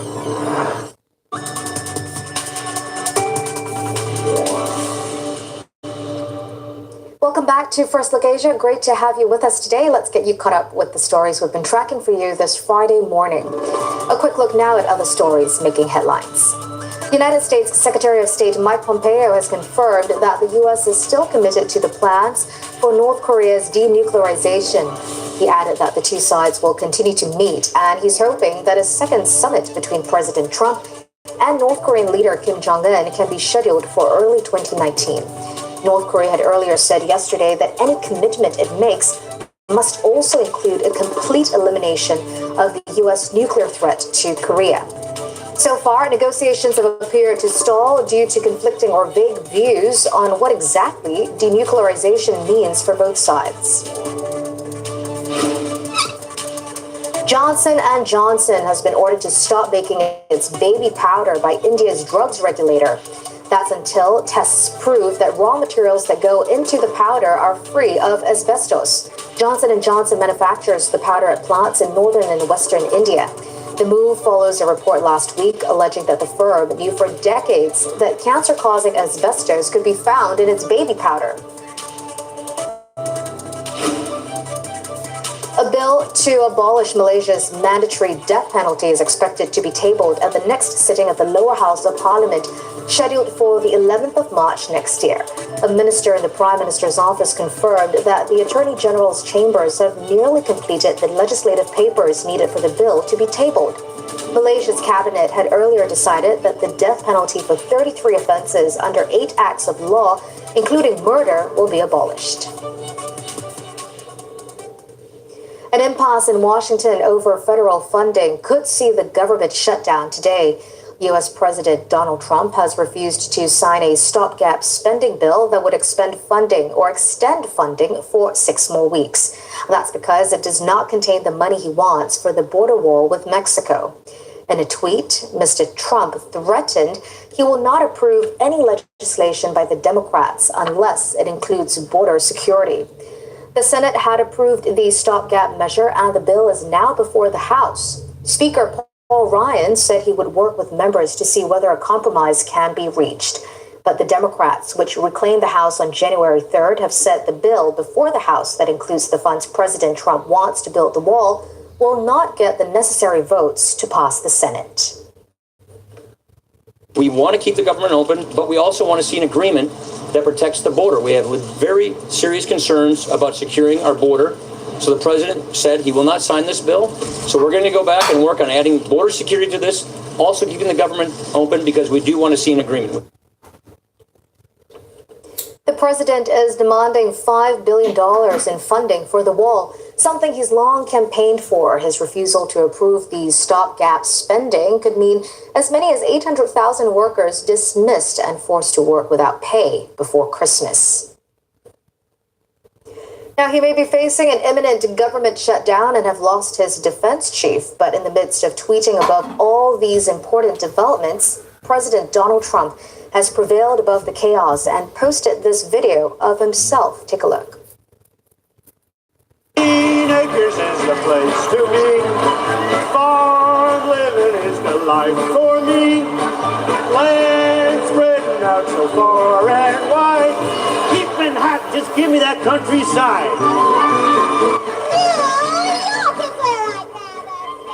This video from 13 years ago is from an Emmy Awards broadcast, which shows the New York-born and bred then real estate billionaire singing the theme from the popular Hollywood series Green Acres.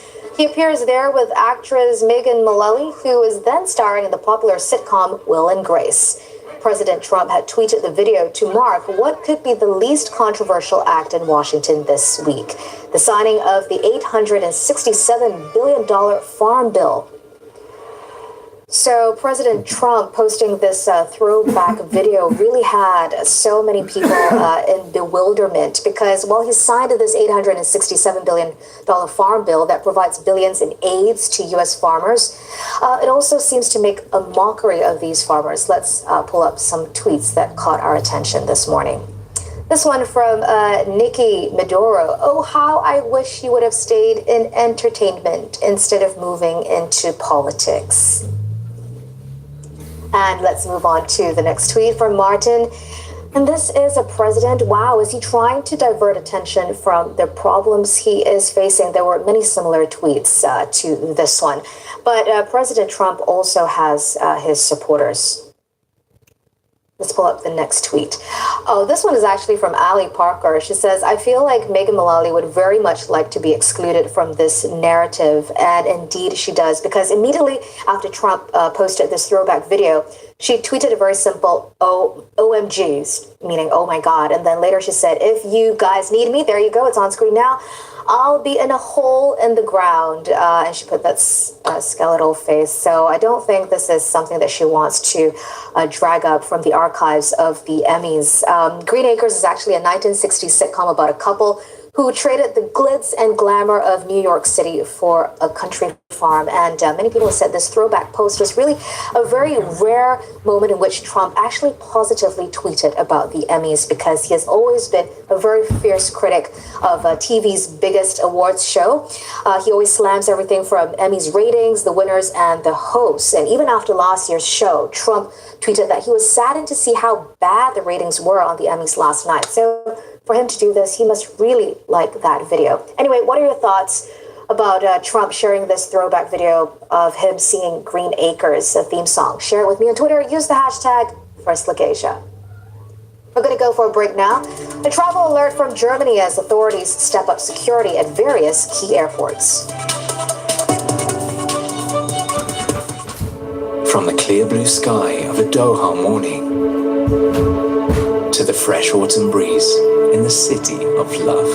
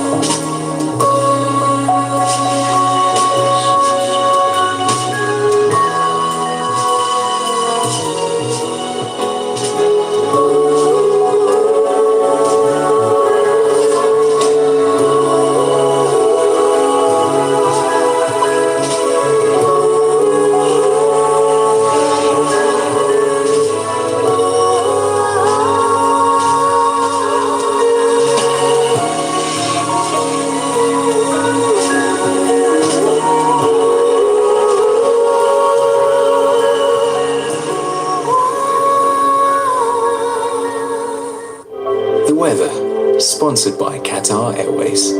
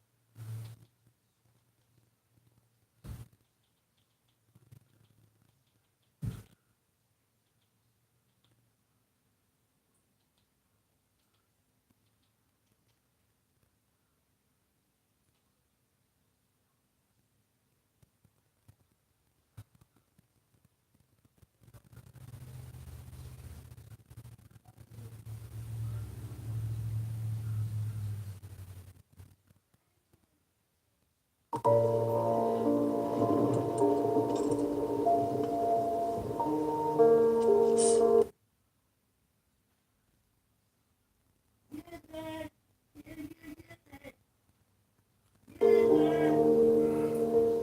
sir. Come here, dear. He's inside. Fixing to let him out, sir. He's inside. I'll get it. Come on, let me shut the door. Step over. Anybody else calling in, brother?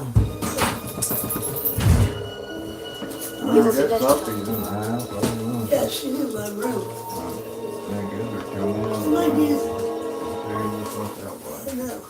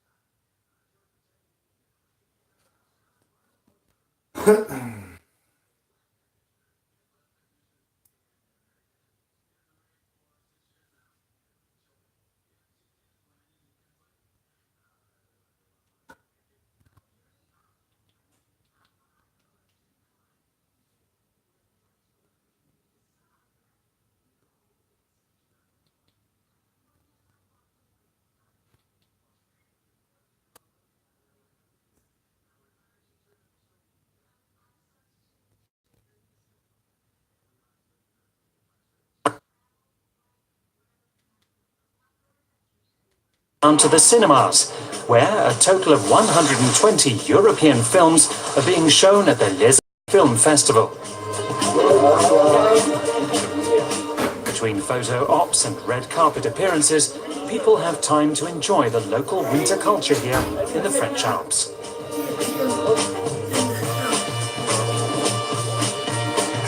It's good to breathe, because in Paris we don't breathe. We can breathe. It's a really amazing location.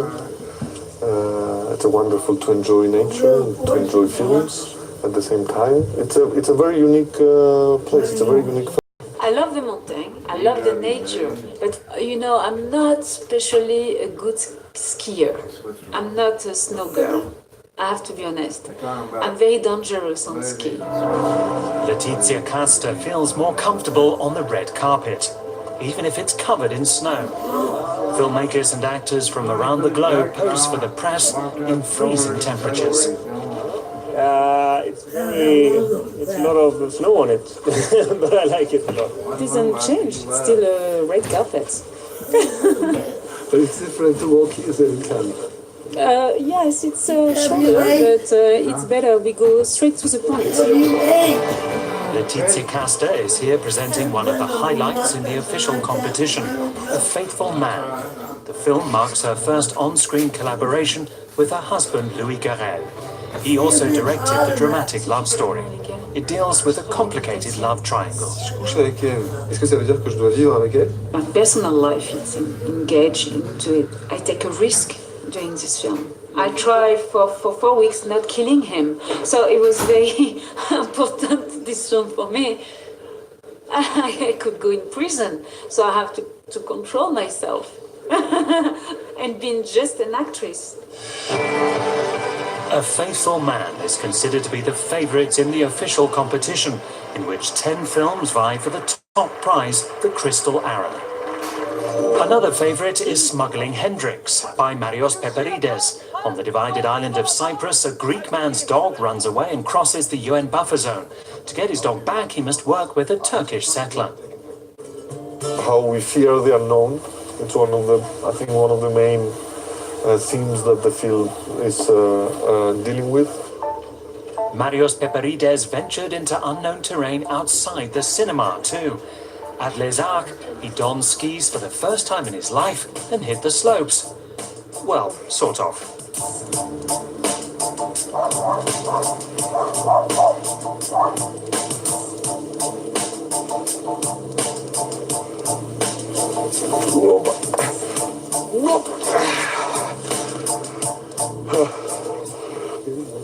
It was great. It's the beginning of a great ski career. One of the festival's 7 cinemas could only be reached on skis. The short films were shown in this igloo. Jury President Ruben Östlund was awarded a star on the Slope of Fame for his contributions to the film industry. His most recent film, The Square, won the Palme d'Or at Cannes. I mean, that's even better than a star in the Boulevard in Hollywood, of course. But yeah, it's fantastic. It's very nice. But I was a little bit disappointed that none of the other directors had their ski gear on, where the other ones that got the star, they didn't have their ski gear on. So I'm going to be the first one skiing in the slope, I think. This was the festival's first European Ski Cup competition. Everyone managed to get through the event and make it to a film premiere the next day. Afterward, everyone gathered at a seafood brunch and talked about their latest film project.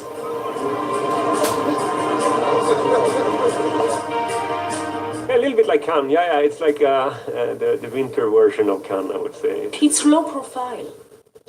So we can really connect with each other, and people can meet for a project of films. They can find distribution, they can find production, make a film happen here. Whether people are enjoying a rock concert set against an alpine backdrop or a party at the bowling centre, the Les Arcs Film Festival offers cinema professionals the chance to meet and talk about film. And from the French Alps, we head to an industrial town in southern Wales. And check out London, where a special circus is in town, and visit Sweden for some royal DIY. More on that in today's Express.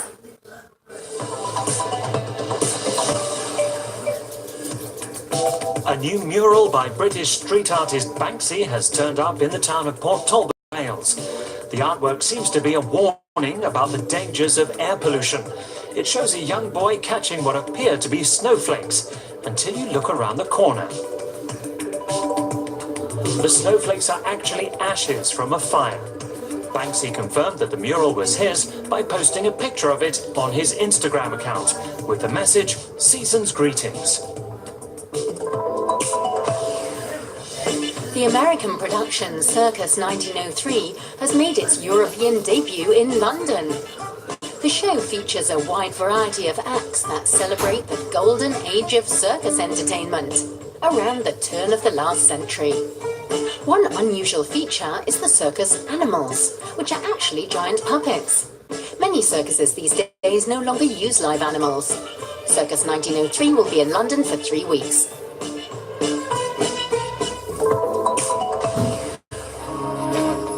Sweden's royal family has released a Christmas video. It shows Crown Princess Victoria, her husband Prince Daniel, and their children Princess Estelle and Prince Oscar making traditional Christmas decorations. The royal family release a Christmas video every year and offer the Swedish people best wishes for the holiday season. There will be a big celebration at the palace on Sunday as Queen Sylvia marks her 75th birthday.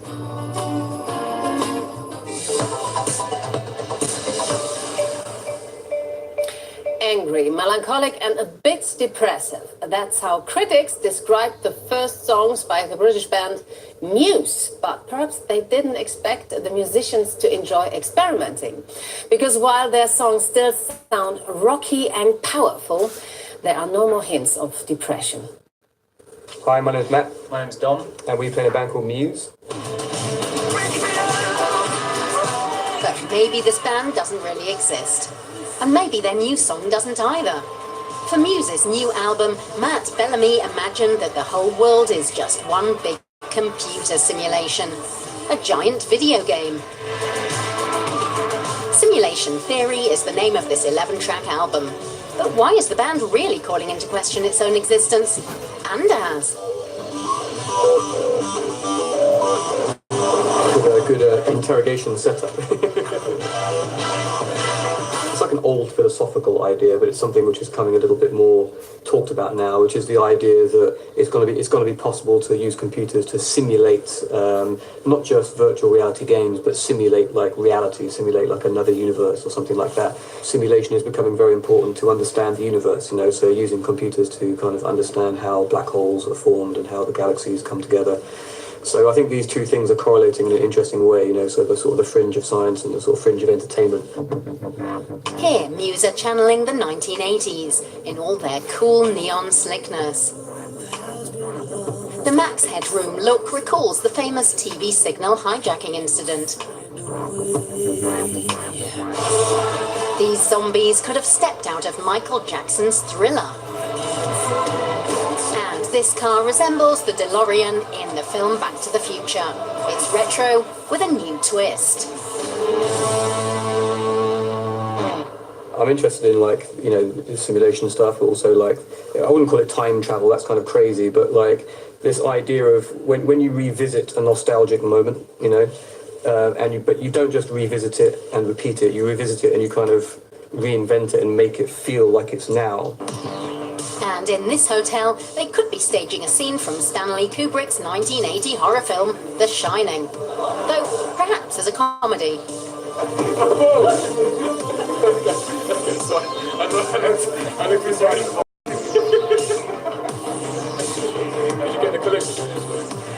These days, Muse perform their progressive rock in huge stadiums to sell out crowds. But things were very different when they were first starting out.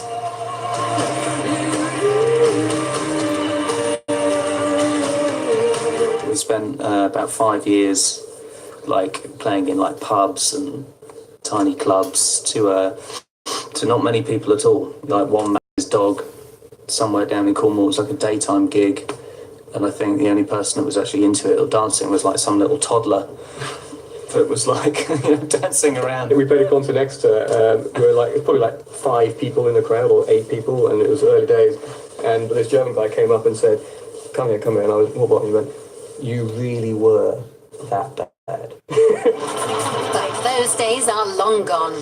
The 3-man rock band are known for their great live shows. The best gigs for me are normally the ones where you just feel completely lost in the music. You don't even seem to be in control of what your body's doing, but at the same time it's doing it. And we're trying to get people to know how you feel, you know, in that moment, you know, and how you feel is great. Muse, making people feel great with their mix of nostalgia and new music.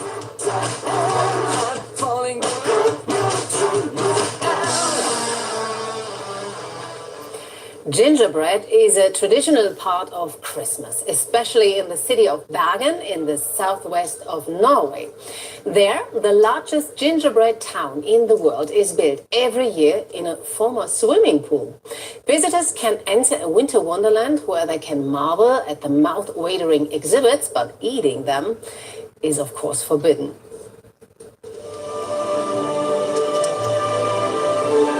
Every year at the start of Advent, a miniature town made up of some delectable buildings is unveiled in Bergen. Bergen is Norway's second biggest city, but it boasts the largest gingerbread town in the world.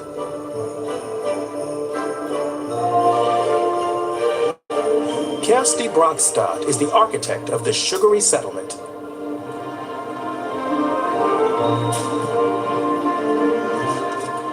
When you go around looking, we want the audience to dream themselves into, for instance, they can dream that they're sitting at a French cafe, or they can dream that they are sitting in a park and going to the merry-go-round. And yeah, we want to give them the experience of escaping from the reality and into fantasy land. Locals pitch in to help build the gingerbread city. Kindergartens, schools, families, and local societies all get involved. A total of 10,000 volunteers contribute to the project, including members of Bergen's Coastal Culture Center. Kersti Brogstad prepares gingerbread creations right up to the very last minute, so improvisation is key. You never know what you get, so then you maybe have to change the landscape a bit. If we get a lot of Eiffel Towers, for instance, I tried to make a small Paris, and then we get maybe the Kremlin Cathedral, and then I have to make space for that. Brogstad and her team of 30 work for around a month to transform the 400 square meters of a former swimming pool into a hilly winter wonderland. Steinar Kristoffersen began the festive tradition 27 years ago. Back then, it was more of a gingerbread hamlet. The idea came in 1991 when I was a marketing director of a shopping center. We had an exhibition area where we wanted to do something for children. And then we got the idea of making the gingerbread city. Since then, Bergen's Gingerbread City has morphed into a major tourist attraction. Some 100,000 visitors flock to see it each year. Some of them even join in to help build the city. We were 5 hours together and building all these houses and all these features, who is in a musical for children and families called The Magic of Christmas. We made a Flyban. It's the a little train that goes up and down the hills in Bergen. The kids build a different themed house each year. This year's theme was Halloween. The architecture is certainly diverse. The train chugging along the tiny track leads from Norwegian-style buildings to Paris's Eiffel Tower, and maybe makes a short stop at London's iconic Houses of Parliament. Bergen's Gingerbread City will be on display throughout the Christmas season until December 31st.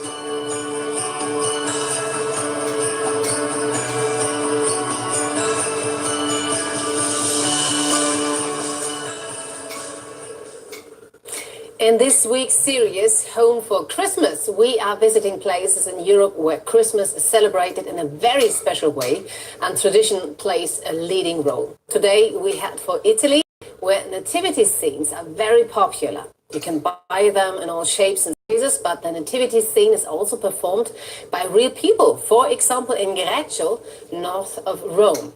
So we went there to find out more about this Christmas tradition.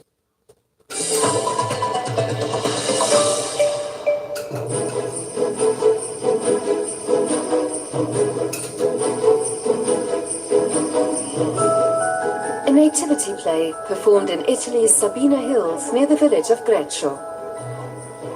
This is where St. Francis of Assisi created the very first nativity play back in the 13th century. I want to create a new Bethlehem here. Federico Giovanelli hails from Greccio.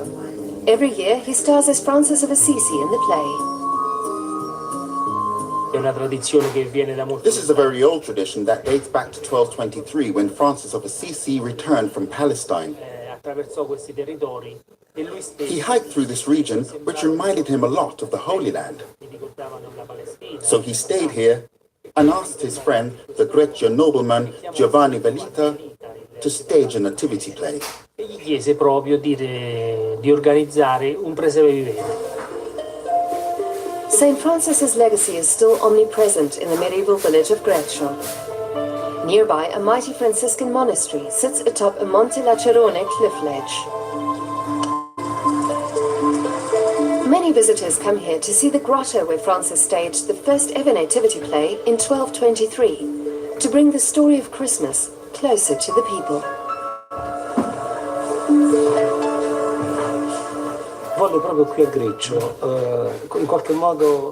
He wanted to portray the birth of Jesus Christ for everyone to see with their very own eyes, so they can better grasp and appreciate it. The grotto features a 14th century fresco depicting Mary, the baby Jesus, and a kneeling and praying Francis.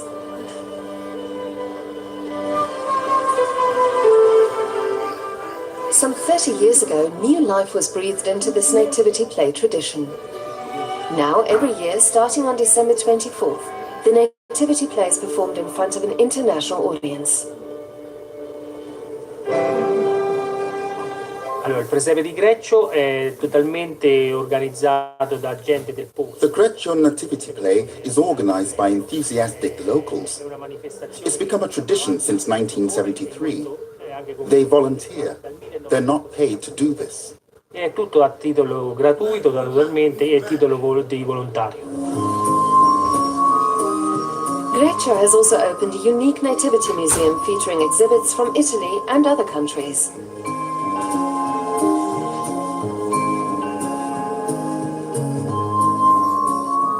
This nativity scene, for example, comes from Botswana in Africa.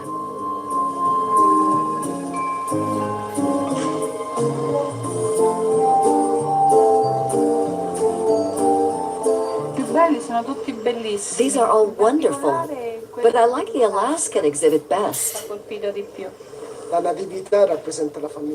The birth of Jesus Christ represents the family.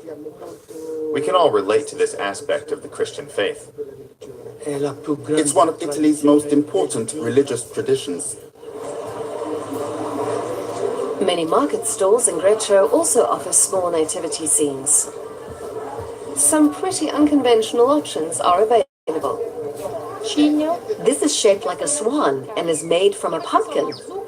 It was hollowed out and worked on for 2 years. It contains figurines made from cloth.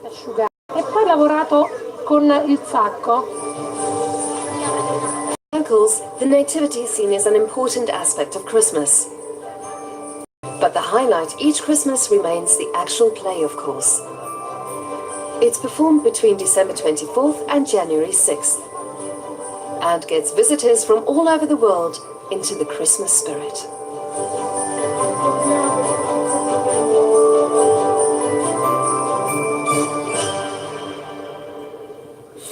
A major challenge before Christmas is to buy all the presents in time, don't forget anybody, and fulfill as many wishes as possible.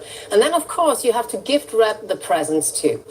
And that is where our DIY expert comes in. Hi, I'm Heng Shin. Gifts are just as much a part of Christmas as the ornaments on the tree. And beautiful gifts should be nicely wrapped, shouldn't they? It's easy if you know a few folding techniques. All you need is wrapping paper in various colors, some ribbon, adhesive foam and double-sided tape, and a pair of scissors. Start by centering your present in the upper half of your wrapping paper. Take the bottom edge of the paper and fold it upwards. It should be able to cover at least 1/4 of the present. Press in either side. Now, fold the upper tab over the left side of the present. Do the same with the right upper tab. Make the creases sharp. Time for the lower left tab. Fold it upwards and then do the same for the right lower tab. At the top, fold the paper to create a line down the middle. Fix it with double-sided tape. You can close the upper edge any way you're used to. Now, wrap a bowl around your present. And how about adding a little twig for decoration? Use a thin strip of cardboard to fold the back side of your wrapping paper from bottom to top. Do this about 5 or 6 times. Turn it over and fold the first crease back. Pinch the other lines and fold them forwards. Leave about 1/2 centimeter between 2 creases. Turn it over again and secure the folds with tape. And wrap your present the way you normally would.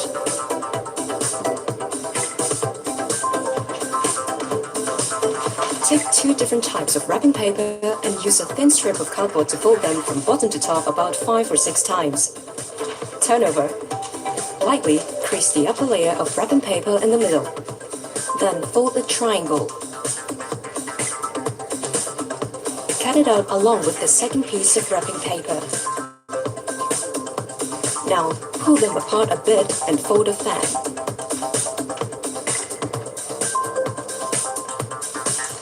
Turn it over again and secure it with tape. Now you can finish wrapping your present the usual way. And those are my favorite ways to wrap up Christmas presents.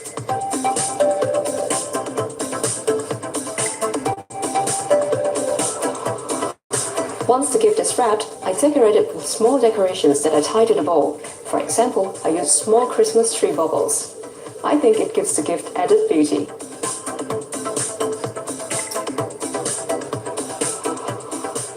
And don't forget that you can check out our YouTube channel for lots more DIY tips and other ideas for brightening up your home. And on that note, we wrap up today's show. Thanks for tuning in. Don't forget to follow us on social media. And my colleague Megan Lee will be back same time, same place tomorrow for another new show. But I will sign off now by wishing all of you who celebrate a very Merry Christmas. So bye-bye.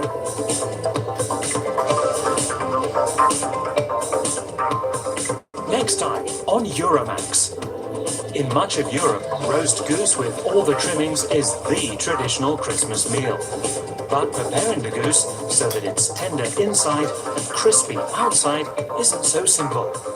We'll show you how to make the perfect roast goose. Next time on Euromax.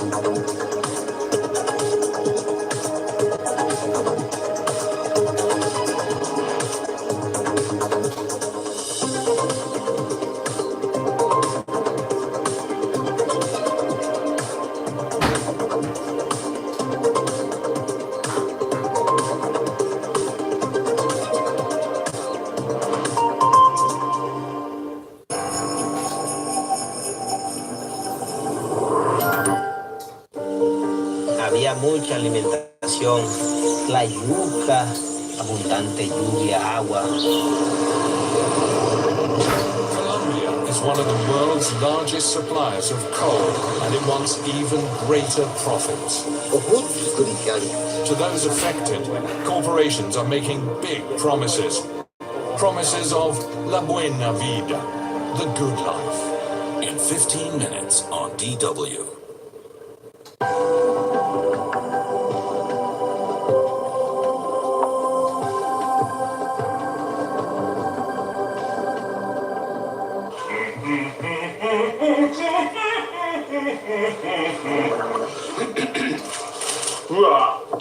Jonas, do you have 5 minutes, 4 minutes? Yeah. His voice has a power and a beauty combined. He has it all. He fits in the pantheon of the great tenors. Certainly he's one for the ages.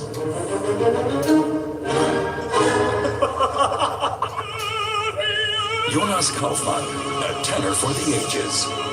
Starts December 22nd on DW. The 2019 Asian Cup.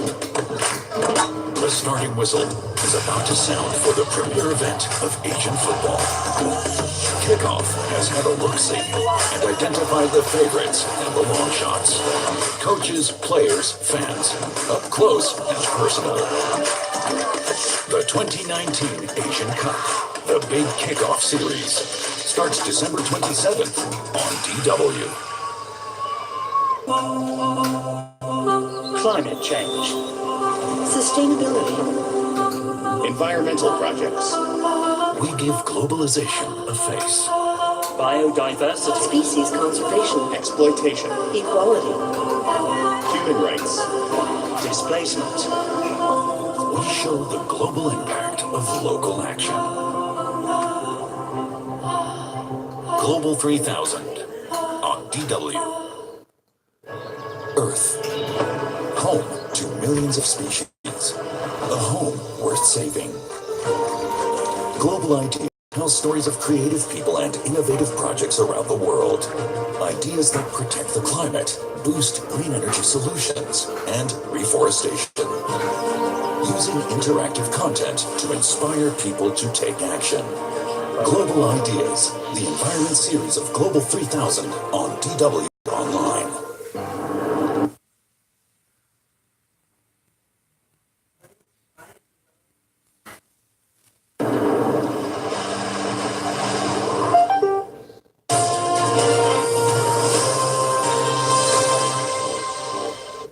US Defense Secretary Jim Mattis has resigned, citing policy differences with President Donald Trump.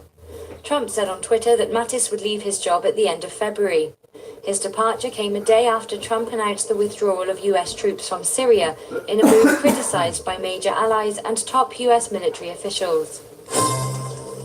US prosecutors have indicted 2 alleged Chinese hackers accused of stealing trade secrets on behalf of Beijing's main intelligence agency.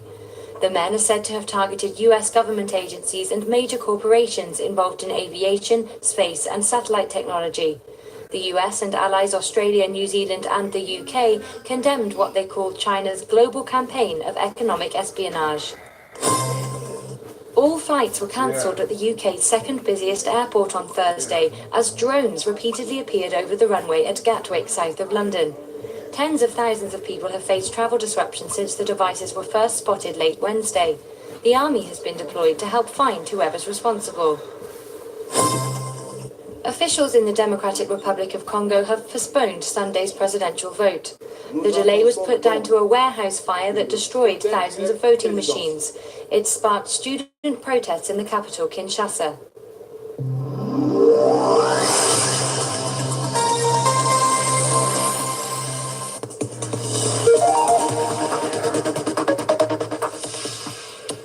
More sell-off on financial markets. While investors are trying to digest the Fed's latest rate hike, a government shutdown in Washington becomes a very likely and frightening scenario.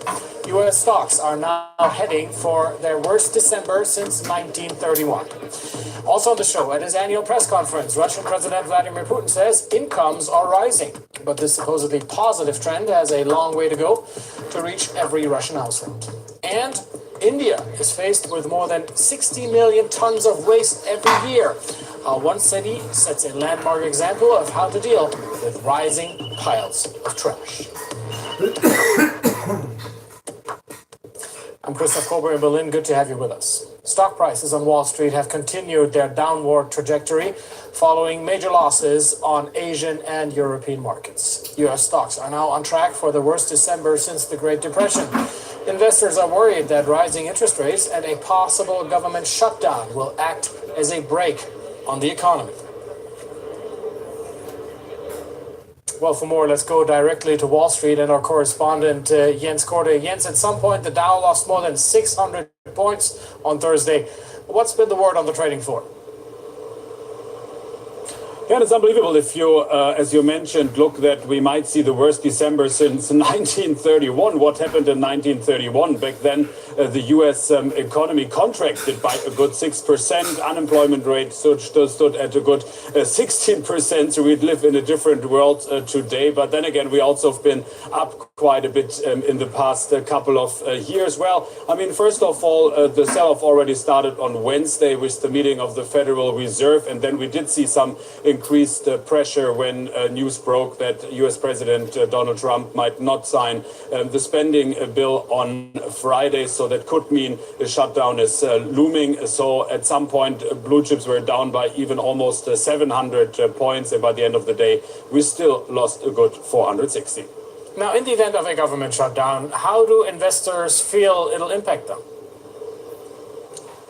Well, I mean, if you talk to investors and traders here on Wall Street, most people will tell you that it actually does not really matter that much, at least to the economy at this point, and usually also in the past that would not be the first shutdown that we've experienced here, and usually stock prices really do not react that much. So that tells you a lot about the whole sentiment here on Wall Street, that traders and investors are looking for any kind of reason to sell into this weak stock market, and then the holidays are coming up, and nobody really wants to have too high positions ahead of a couple of days off. And then also we've talking about it for quite some time that next year we might be seeing some weaker global economic growth, and so the selling pressure already started a while ago and not just on Wednesday or on Thursday. Jens Korda reporting from New York. Jens, thank you. Russia's President Vladimir Putin faced the world's media today. His annual press conference comes at a time when his approval ratings are at historic lows. After an unpopular pension reform, social justice is an increasingly sore spot for many people in Russia. But Mr. Putin insists the Russian economy is doing well and incomes are rising. We're registering a slight and yet positive trend towards the growth of real income. The growth is going to be around 0.5%. I do hope this trend is going to persist because the real wages are growing. Over the first months this year, it was 7.4%. It's going to be 7% by the end of the year. Now, though the Russian president claims real incomes are on the rise, across Russia, the standard of living has been dropping consistently.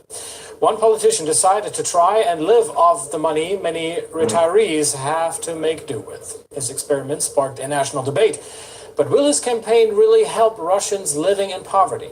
DW's Moscow correspondent Emily Shervin went to the city of Saratov to find out.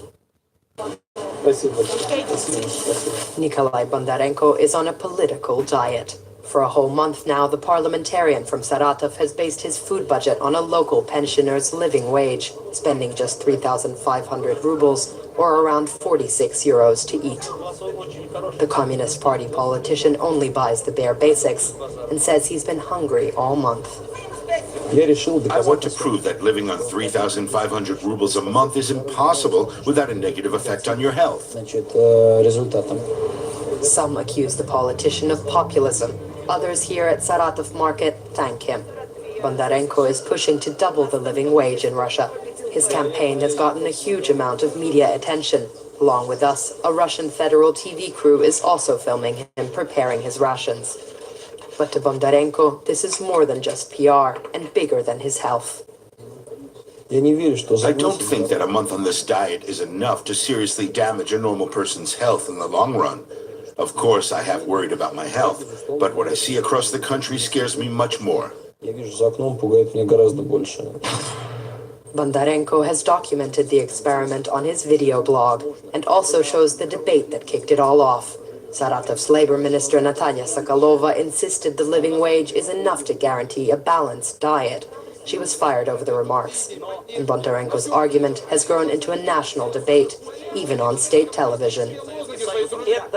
But the government, including Saratov's new interim minister for labor, says the living wage will stay the same for now. The living wage is a substantiated sum based on statistical calculations and on the law. Of course, we are striving to improve our approach in order to work out new, more effective methods for calculating the living wage. That work has begun and should be finished in 2020. Bondarenko's experiment has struck a chord beyond Saratov. Across Russia, the standard of living has been dropping consistently. The government has made halving poverty a goal for the next 6 years. Currently, every 8th person lives under the poverty line, which means they earn less than the living wage. Food prices are going up. Prices for bread and milk are going up, but the existence minimum is still tiny. I can hardly survive. You can only buy the cheapest products on 3,500. You can exist on them, but not live. At his office at the Duma, Nikolai Bondarenko's phone has hardly stopped ringing. The communist politician is convinced his words about the living wage will be heard on a national level. The only thing the government can't control is the solidarity that unites us. The government would rather lose a finger than a whole hand. Bondarenko is now preparing to take a draft bill to the Russian Duma. He wants his voice to be heard beyond the hallways of the local parliament. From Russia to India and the city of Mysuru, which has a population of just under 1 million people, which can be considered as small, at least by Indian standards. Now, that might be one of the reasons why Mysuru has the distinction of being one of the cleanest cities in the country. No small feat in India, which is struggling with 62 million tons of waste every year. Volunteers and city employees pull together to keep Mysuru's trash properly managed. The city of Mysuru is in mission mode. At the break of dawn every day, an army of civic workers has been going all out to reclaim their city's status as the cleanest city in the country. Mysuru was given the Cleanest City Award by the government 2 years in a row, and then we came in 3rd in 2017, and this year we're 8th. The whole administration, all these workers, all of us are trying very hard to go back to number 1.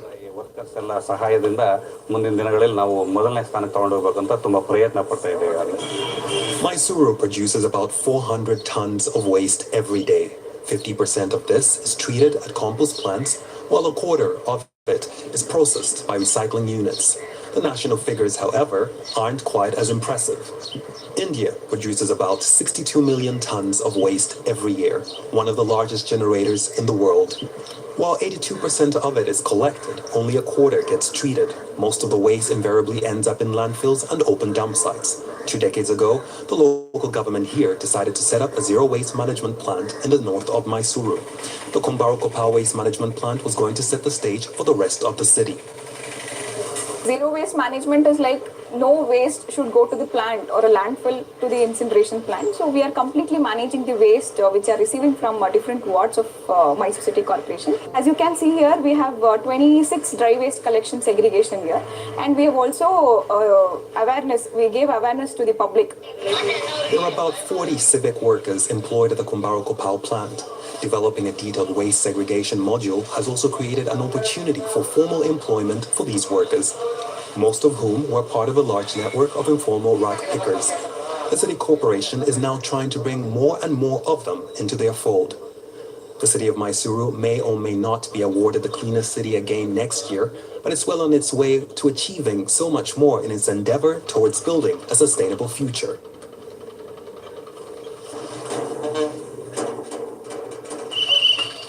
And finally, we have this for you. In Scotland, researchers have tested rare and collectible Scotch whiskies for their real age. And they found out that about a third were fakes. Investigators used carbon dating to sample 55 bottles of Scotch bought on the secondary market. They discovered that 21 of them were outright forgeries, or at least not distilled in the year declared. They looked at minute levels of carbon absorbed during the making of whiskey to determine its age. Collectors see rare distillations as a good investment. In October, a bottle from 1926 was auctioned off for a record of $1 million. And I have a friend that will now very hastily check the contents of his liquor cabinet. That wraps up our show. Thanks for watching. I'm Christoph Kober in Berlin. See you back here tomorrow.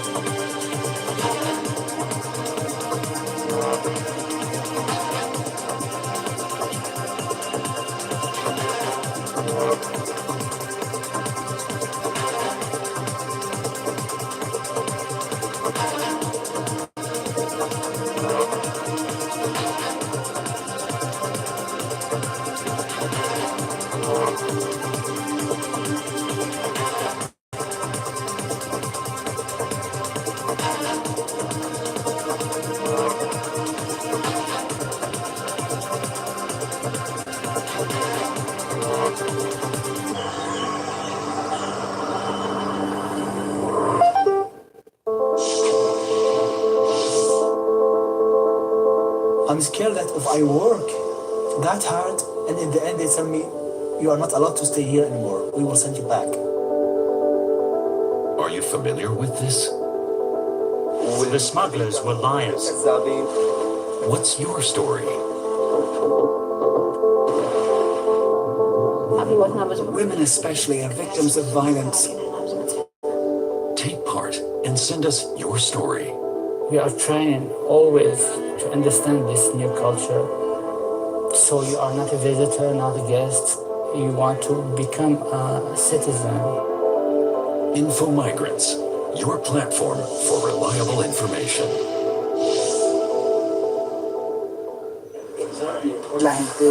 Our fighters want to start families to become farmers or engineers. Every one of them has a plan. The children who have already been born and those that will follow are part of a new process. They could be the future of Colombia. Granting opportunities. Global news that matters. DW, made for minds.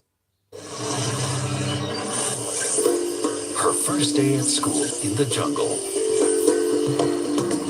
Her first climbing lesson. And then, Dora's grand moment arrives. Join the orangutan on her journey back to freedom. In our interactive documentary, Dora, an orangutan returns home. On DW.com, orangutans.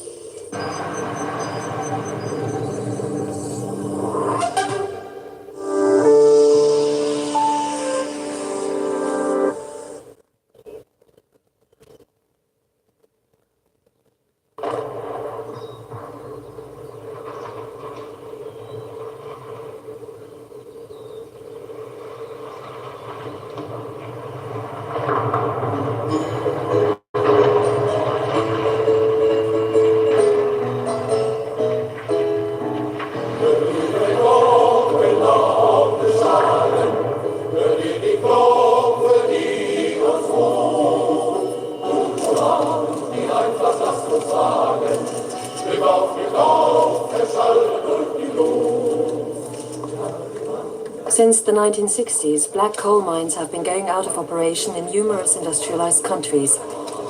In Germany, the last remaining coal mine is set to close in 2018. Almost 100% of all the black coal burned in German power plants is imported from overseas.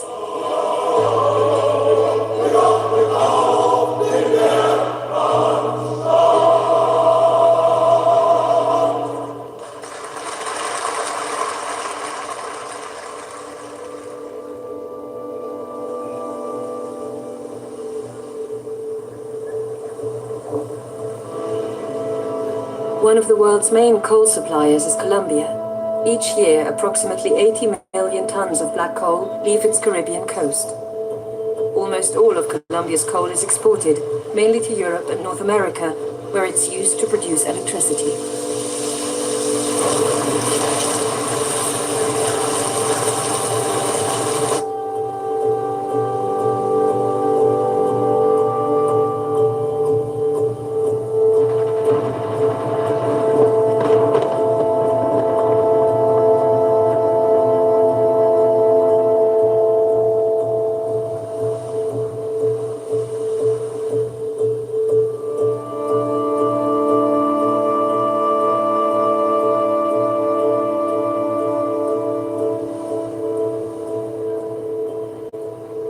Jaro Fuentes Epiayu is leader of the Wayuu community of Tamaquito. The open-pit coal mine of El Cerrejón has encroached upon the Wayuu's indigenous territory. It covers an area of 700 square kilometers, making it one of the largest in the world. El Cerrejón is owned by the Swiss company Glencore, along with Australia's BHP Billiton and Anglo-American from Great Britain.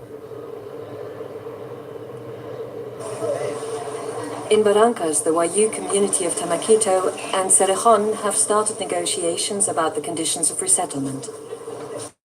Hago el saludo. Buenos días a las 31 familias de Tamaquito. Yo sé que ustedes tienen algunas aprensiones. Jairo, ustedes tienen un líder muy bueno. Esta es una comunidad que, y no lo voy a decir por echar flores, pero es admirable. Nosotros los podemos apoyar, pero depende mucho de ustedes esa gerencia, ese proyecto de vida para llegar a un desarrollo que yo sé que lo están trabajando ustedes. Yo creo que es una comunidad muy buena y el rol nuestro como empleados del Cerrejón, llevando a cabo las políticas, es que este traslado funcione bien. ¿Qué es lo que queremos decir, hombres? Lo que sabemos es que hay un pozo allá en la liga que tiene un molino. Es lo único que nosotros sabemos. De que nosotros sabemos implementarle con la tecnificación, ese pozo no va a abastecer para los cultivos, para todos los proyectos, porque va a haber de cerdo, ganadería, casi la mayoría de ganadería, y el otro alguna de siembra. Entonces eso va a requerir agua. Eso es lo que nosotros pues, queremos saber. En este momento estamos todos manejando la situación de ¿cómo se dice? No de, como dice, de bancarrota, pero sí de rigurosidad, de manejo de los costos con bastante rigurosidad. Nuestros accionistas también ya le están poniendo las cosas en un tono bastante claro a Cerrejón. Es un valor que, mejor dicho, estamos, como dicen, por fuera de posibilidades.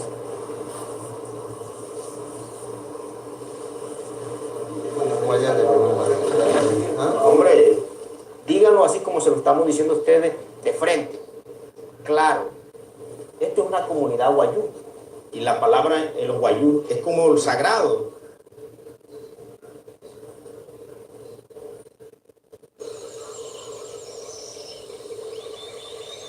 The Wayuu settlement in Tamaquito is situated 35 kilometers from Barrancas in the border region with Venezuela.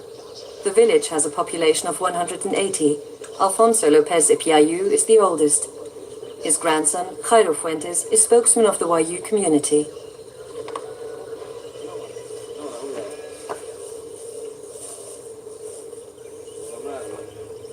Bueno, una que el Estado nos tiene abandonado.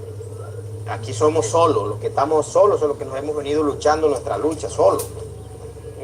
Entonces, tampoco podemos permitir de que una multinacional que viene llevándose nuestra riqueza para otros países y vienen a medio a faltarle la palabra a uno, faltarle el respeto.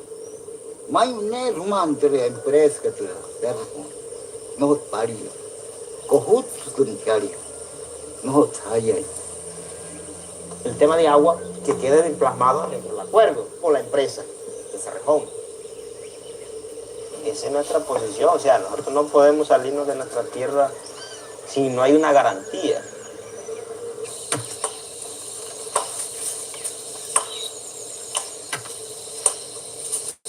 Hidden away in a remote valley, Lenis Alfonso Ipuana and his family cultivate a piece of land. The entire area surrounding Tamaquito has been bought by Cerrejón, resulting in the Wayuu being denied legal access to their own ancestral land. Hunting and agricultural development is barely possible now, so their livelihood is diminishing. The coal mine now reaches within 4 kilometers of Tamaquito.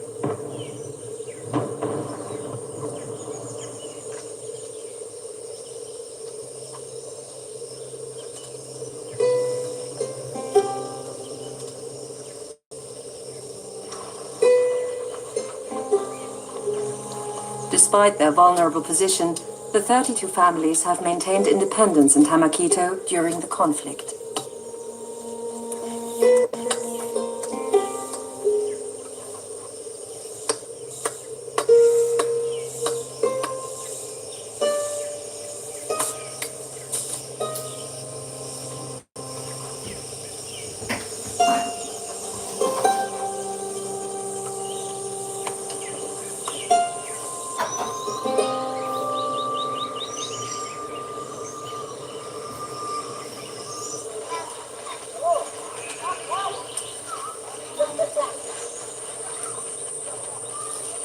Bueno, esta semana he recibido unas amenazas por vía telefónica. No sé dónde viene. Nosotros tenemos una lucha con un monstruo, el monstruo de Cerrejón. que ellos lo han manifestado. Una de las rancherías Guayú aquí en La Guajira, que les ha dado guerra y que les ha dado presión, ha sido la de ustedes. Ellos lo reconocen, ¿por qué? Porque son unidos. Ellos lo reconocen, ¿por qué? Porque tiene autoridad Jairo sobre la comunidad. Ellos lo reconocen porque saben que tiene una autonomía para decir, mire esto y esto y esto, y ahí está. Entonces le han visto el peso, le han visto la presión y están. Sí. Yo defiendo mi comunidad y cuando toca también, pues sacar las armas se sacan. Pero la idea no es eso, sacar, sino prevenir todas estas situaciones, saberla manejar y el diálogo con la empresa. Y el único poder mío es mi sabiduría. Soy claro y yo lo he dicho. Yo tengo un proceso.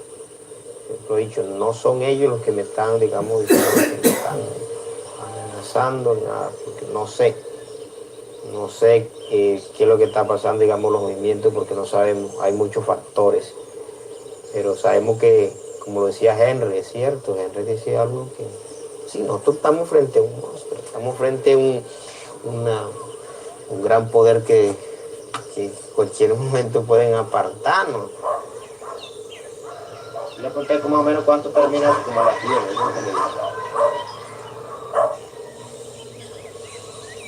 Sí.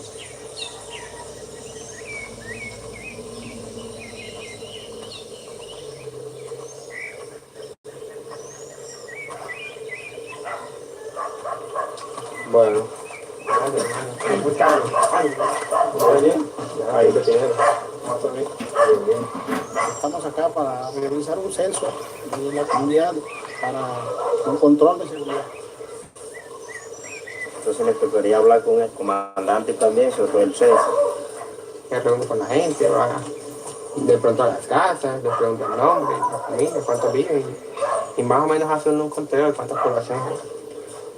Que de todas maneras sabe que el ejército, las poblaciones indígenas tienen que estar apoyándonos y todo eso.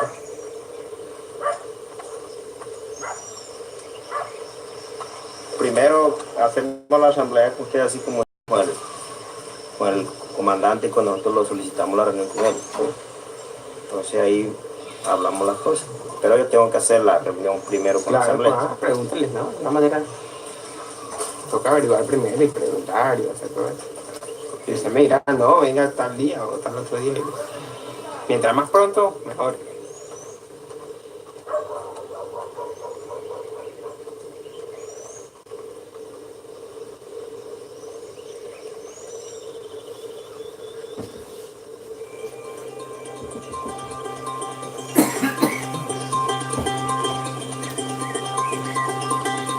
The men of Tamaquito can rarely go fishing.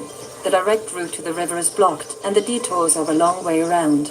The mining company Cerrejón plans to reroute the Rio Rancheria in order to mine 500 million tons of coal from beneath the riverbed.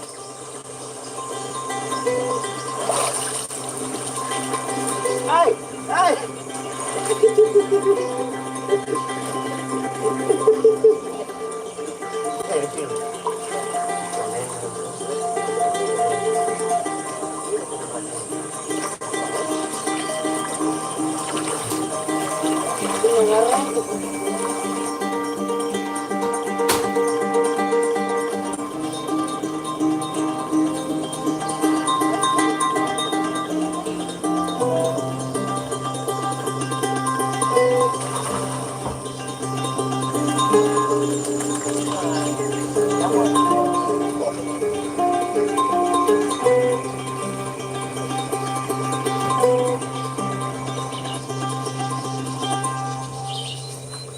Yo lo que saqué fue un pedazo de carbón. El carbón en el agua.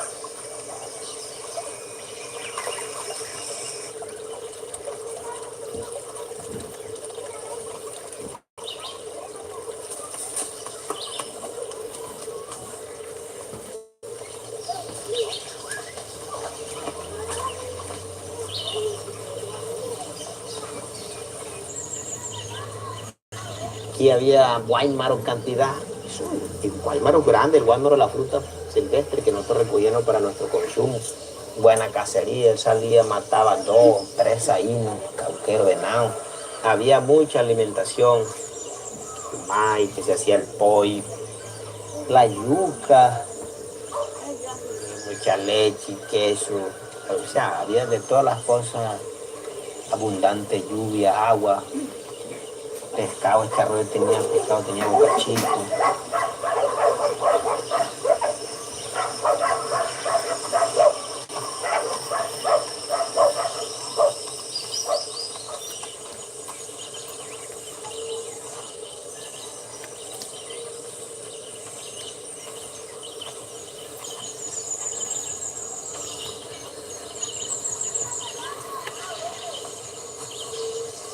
¿Qué tal, hombre? ¿Cómo lo ha pasado? Yo le dije aquí a Pinedo que me contacte con la autoridad, que siempre respetar las costumbres. Espero que tenga función. Claro. Sobre el tema que usted me preguntó sobre un censo. Yo estuve hablando con la asamblea sobre eso. Entonces eso tiene que venir una orden del Ministerio de Dirección de Eña sobre eso.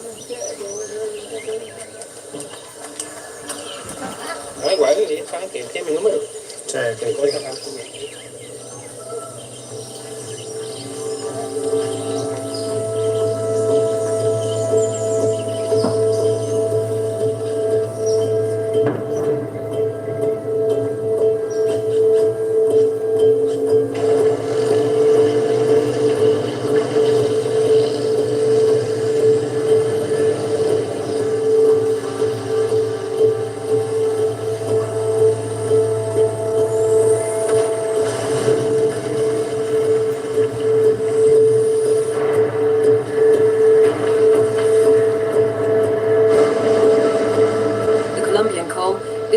German energy corporations RWE, E.ON, Vattenfall, EnBW, Steag and Trienal, among others. The Department of Relocation and Land Management at Cerrejón is managed by Edgar Sarmiento. Lo cual, como ustedes pueden ver, esta es una mina igual que las minas de Alemania o las minas de Australia. Y ese es el nivel que siempre ha tenido esta mina, porque nació con un alto estándar tecnológico, técnico y humano. Está calificada como una de las minas de carbón más grandes en el mundo.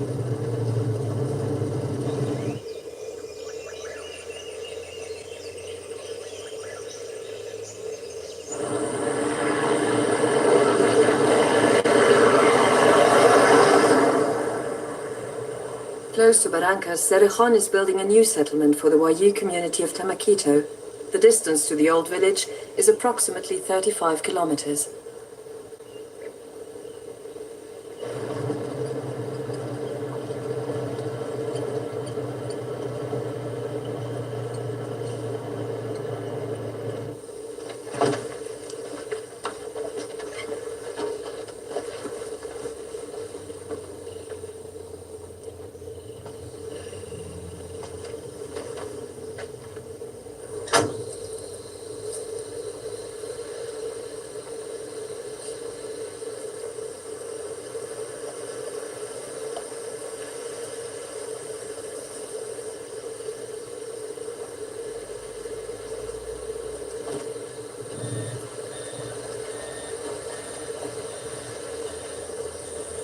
Ingrid, vamos a comenzar la charla. Bueno, este es el área de aulas, salones de clases. Este es el área de comedor y cocina. Este es el área de salones de profesores, lúdicas, informática. Y aquí quedan los baños también. Buenos baños. ¿Cierto? Vamos, sigamos.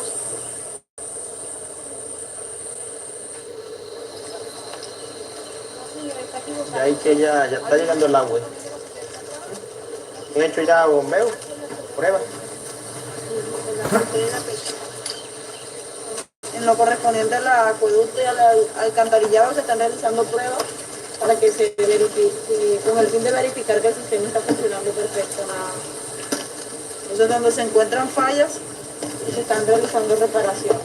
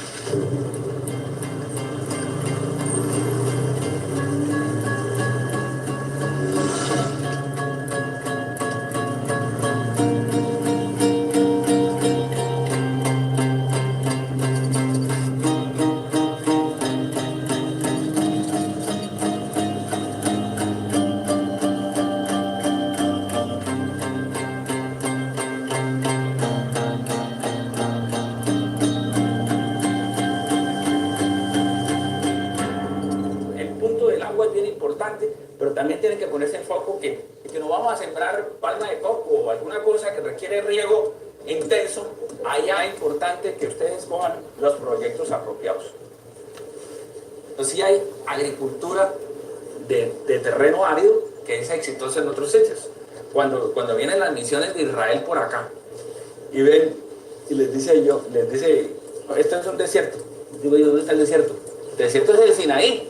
En el Sinaí es un desierto. Esto no es un desierto. No, es que no puede, ¿cómo que no puede cultivar? ¿Cómo que no lo puede? Entonces ellos tienen los kibbutz y todo eso. Hay gente que sabe cultivar con poca agua. No se pongan a tanta ilusión porque hay poca agua.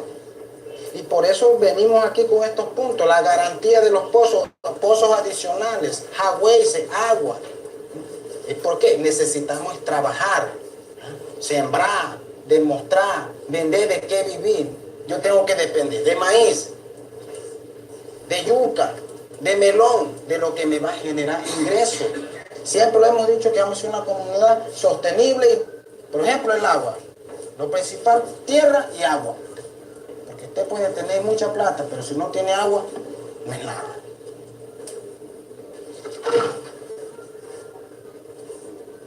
Si yo voy a cerrar este acuerdo, es con todo, y yo no quiero más tarde que... Nosotros que somos del comité, hemos venido revisando, hemos visto los detalles, y la idea es que al momento que nosotros estemos en nuestras casas, no se siga viendo eso. Tiene que ser todo dentro de ese documento.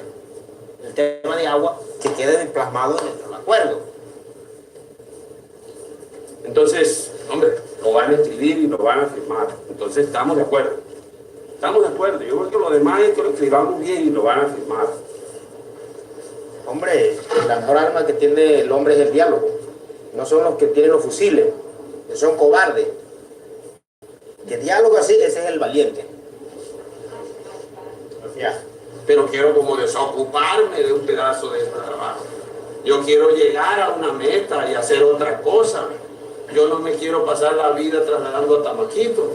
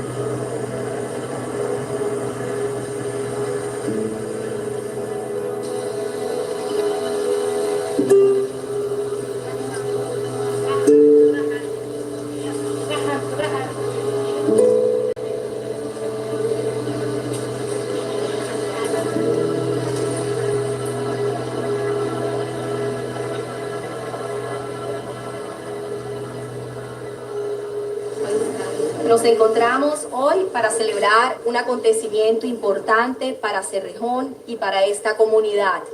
La firma del acuerdo de traslado comienza a consolidar y a materializar un proceso que esperamos se convierta en una oportunidad para que trabajando de la mano con Cerrejón, todos ustedes continúen cumpliendo sus sueños.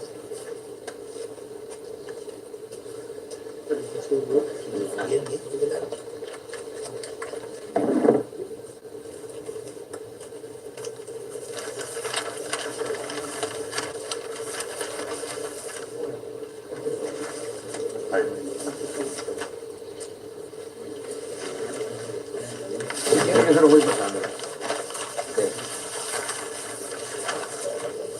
Se firma aquí arriba.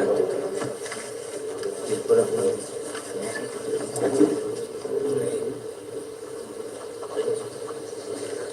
Levanta la cabeza.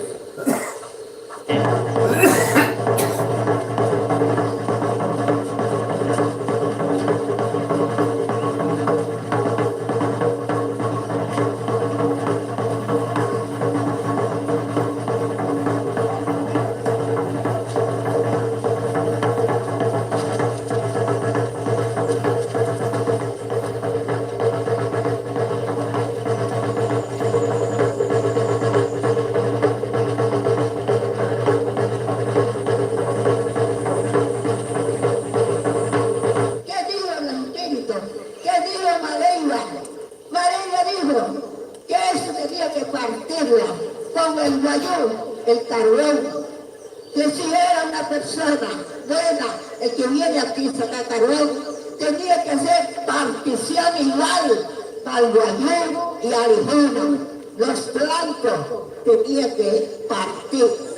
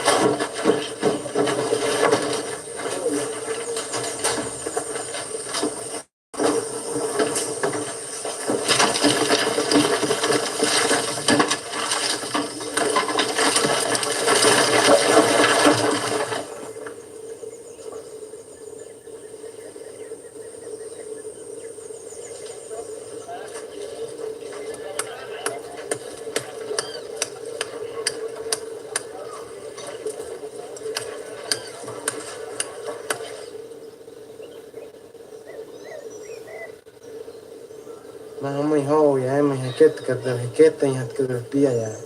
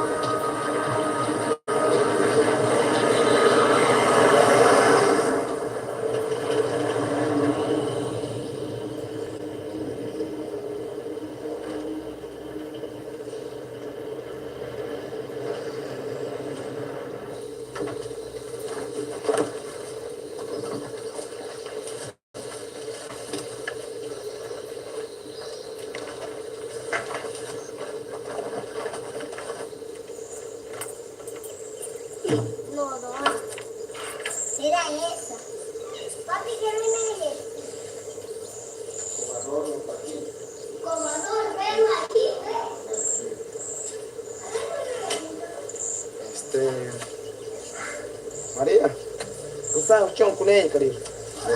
Si agarra uno. Sao chon kune karir.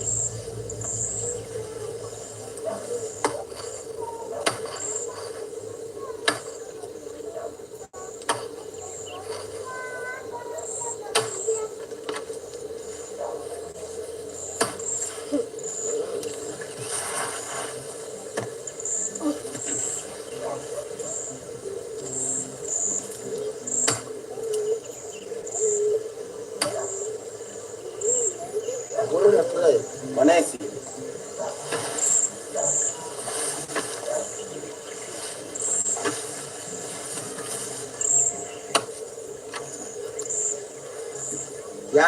Ya.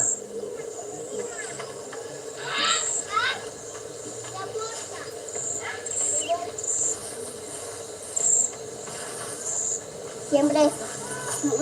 Ya yo sembré mi primera. Ahora siembro otra mi primera.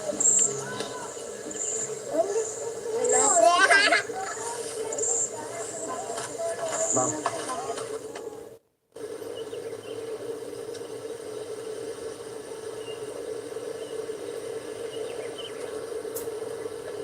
Queremos agua, no hay agua. En Tamaquito hay, pero aquí no hay.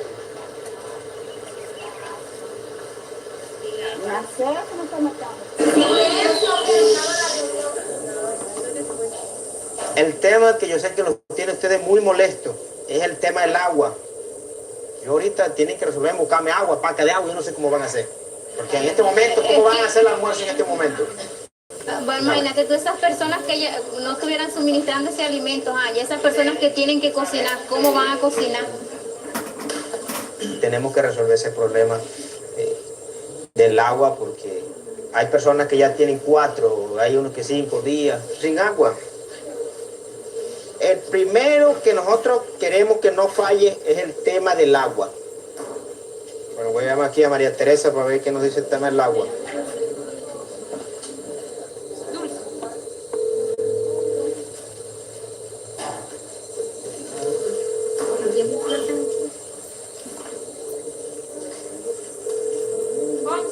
¿Quién tiene la hora?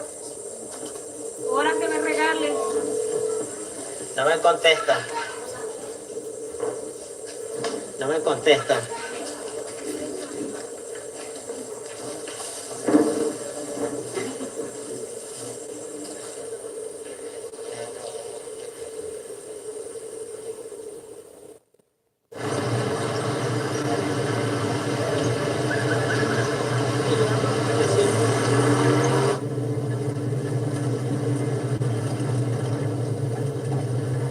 Aquí pues en toda la zona hay compañeros profesionales. Aquí esto es importante. Aquí en la mina, en el campamento de Muchacha, está destinado básicamente en primer lugar para empleados profesionales de la mina.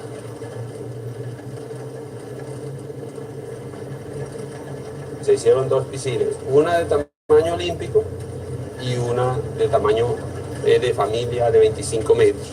De 25 metros, una piscina estándar también para las familias. El agua nosotros la tomamos de los acuíferos del río Ranchería. Los servicios sanitarios del comienzo tienen un estándar parecido a cualquier pueblo americano, especialmente el agua. Allá se puede ver una cancha de golf que está construida con 12 huecos, que era de 9 inicialmente, aumentaron 3, y ahí se mantiene esa cancha para los que son aficionados al golf. Yo de eso no entiendo mucho, no veo golf.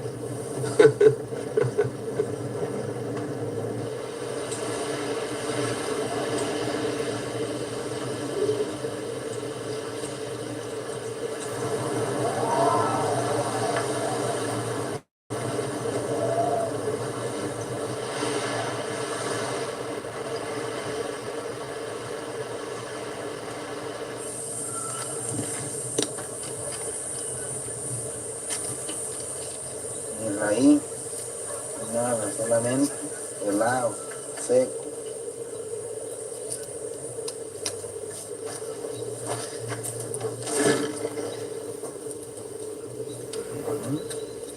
No hay que hacer.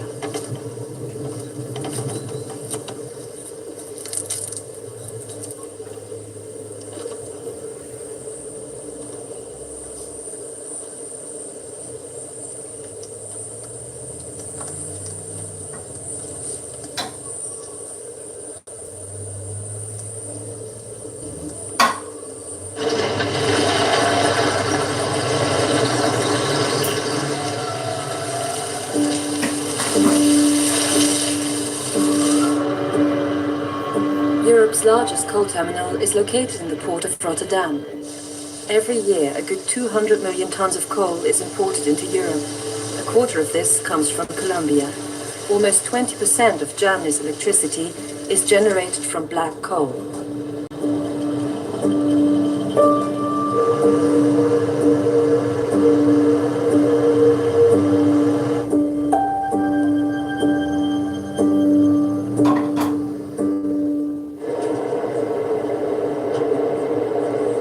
A few months after the relocation of Tamaquito, Jairo Fuentes travels to the canton of Zug in Switzerland at the invitation of a non-governmental organization to attend Glencore's shareholder meeting.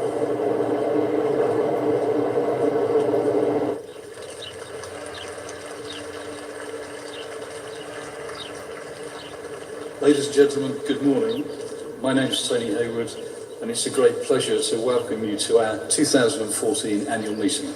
Your company doubled in size and enhanced its position as one of the world's largest producers and marketers of commodities. Glencore is unique amongst its peer group, able to create and capture value at every stage of the commodities chain, from mining to sales to end users. Can we move on then to the next question, please? There's a gentleman on my right. Respetados accionistas, respetados miembros de la Junta Directiva de Glencore, mi nombre es Jairo Fuentes Epiayú, soy el gobernador indígena de la comunidad Bayú de Tamaquito II. He venido desde Colombia a esta asamblea de Glencore para informarles a ustedes directamente la difícil situación que afronta mi comunidad, de hacerles una solicitud respetuosa. Mi comunidad de Tamaquito fue reasentada el año pasado por los impactos de la mina del Cerrejón, donde Glencore tiene una tercera parte. No contamos con un agua potable, no contamos con unos proyectos productivos, porque la empresa viene incumpliendo estos acuerdos que están firmados y el que mete proyectos productivos. We would like a question rather than a statement. So if you could bring your discussion to a conclusion and pose the question. Ustedes, donde están explotando la minería de mi país, donde se están llenando de riqueza. Entonces yo les pido una solución para que Cerrejón cumpla los acuerdos.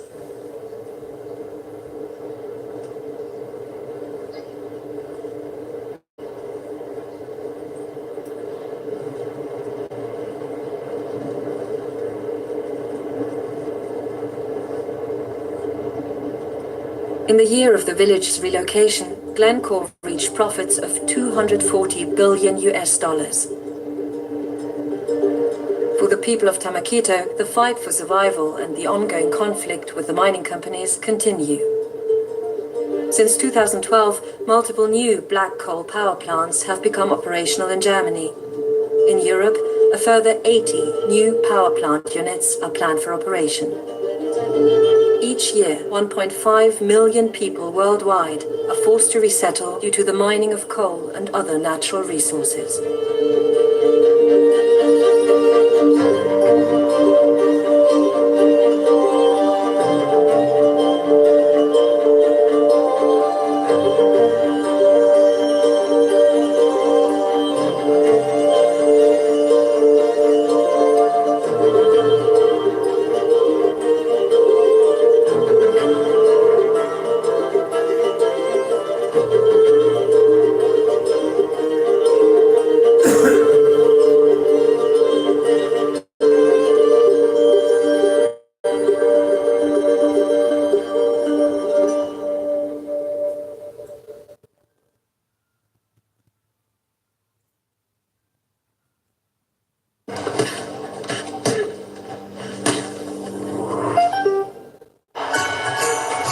Midweek matches in the Bundesliga. It'll be Christmas soon, and who's getting the gifts? Certainly not mid-season leaders Dortmund. Their first loss of the year against Düsseldorf.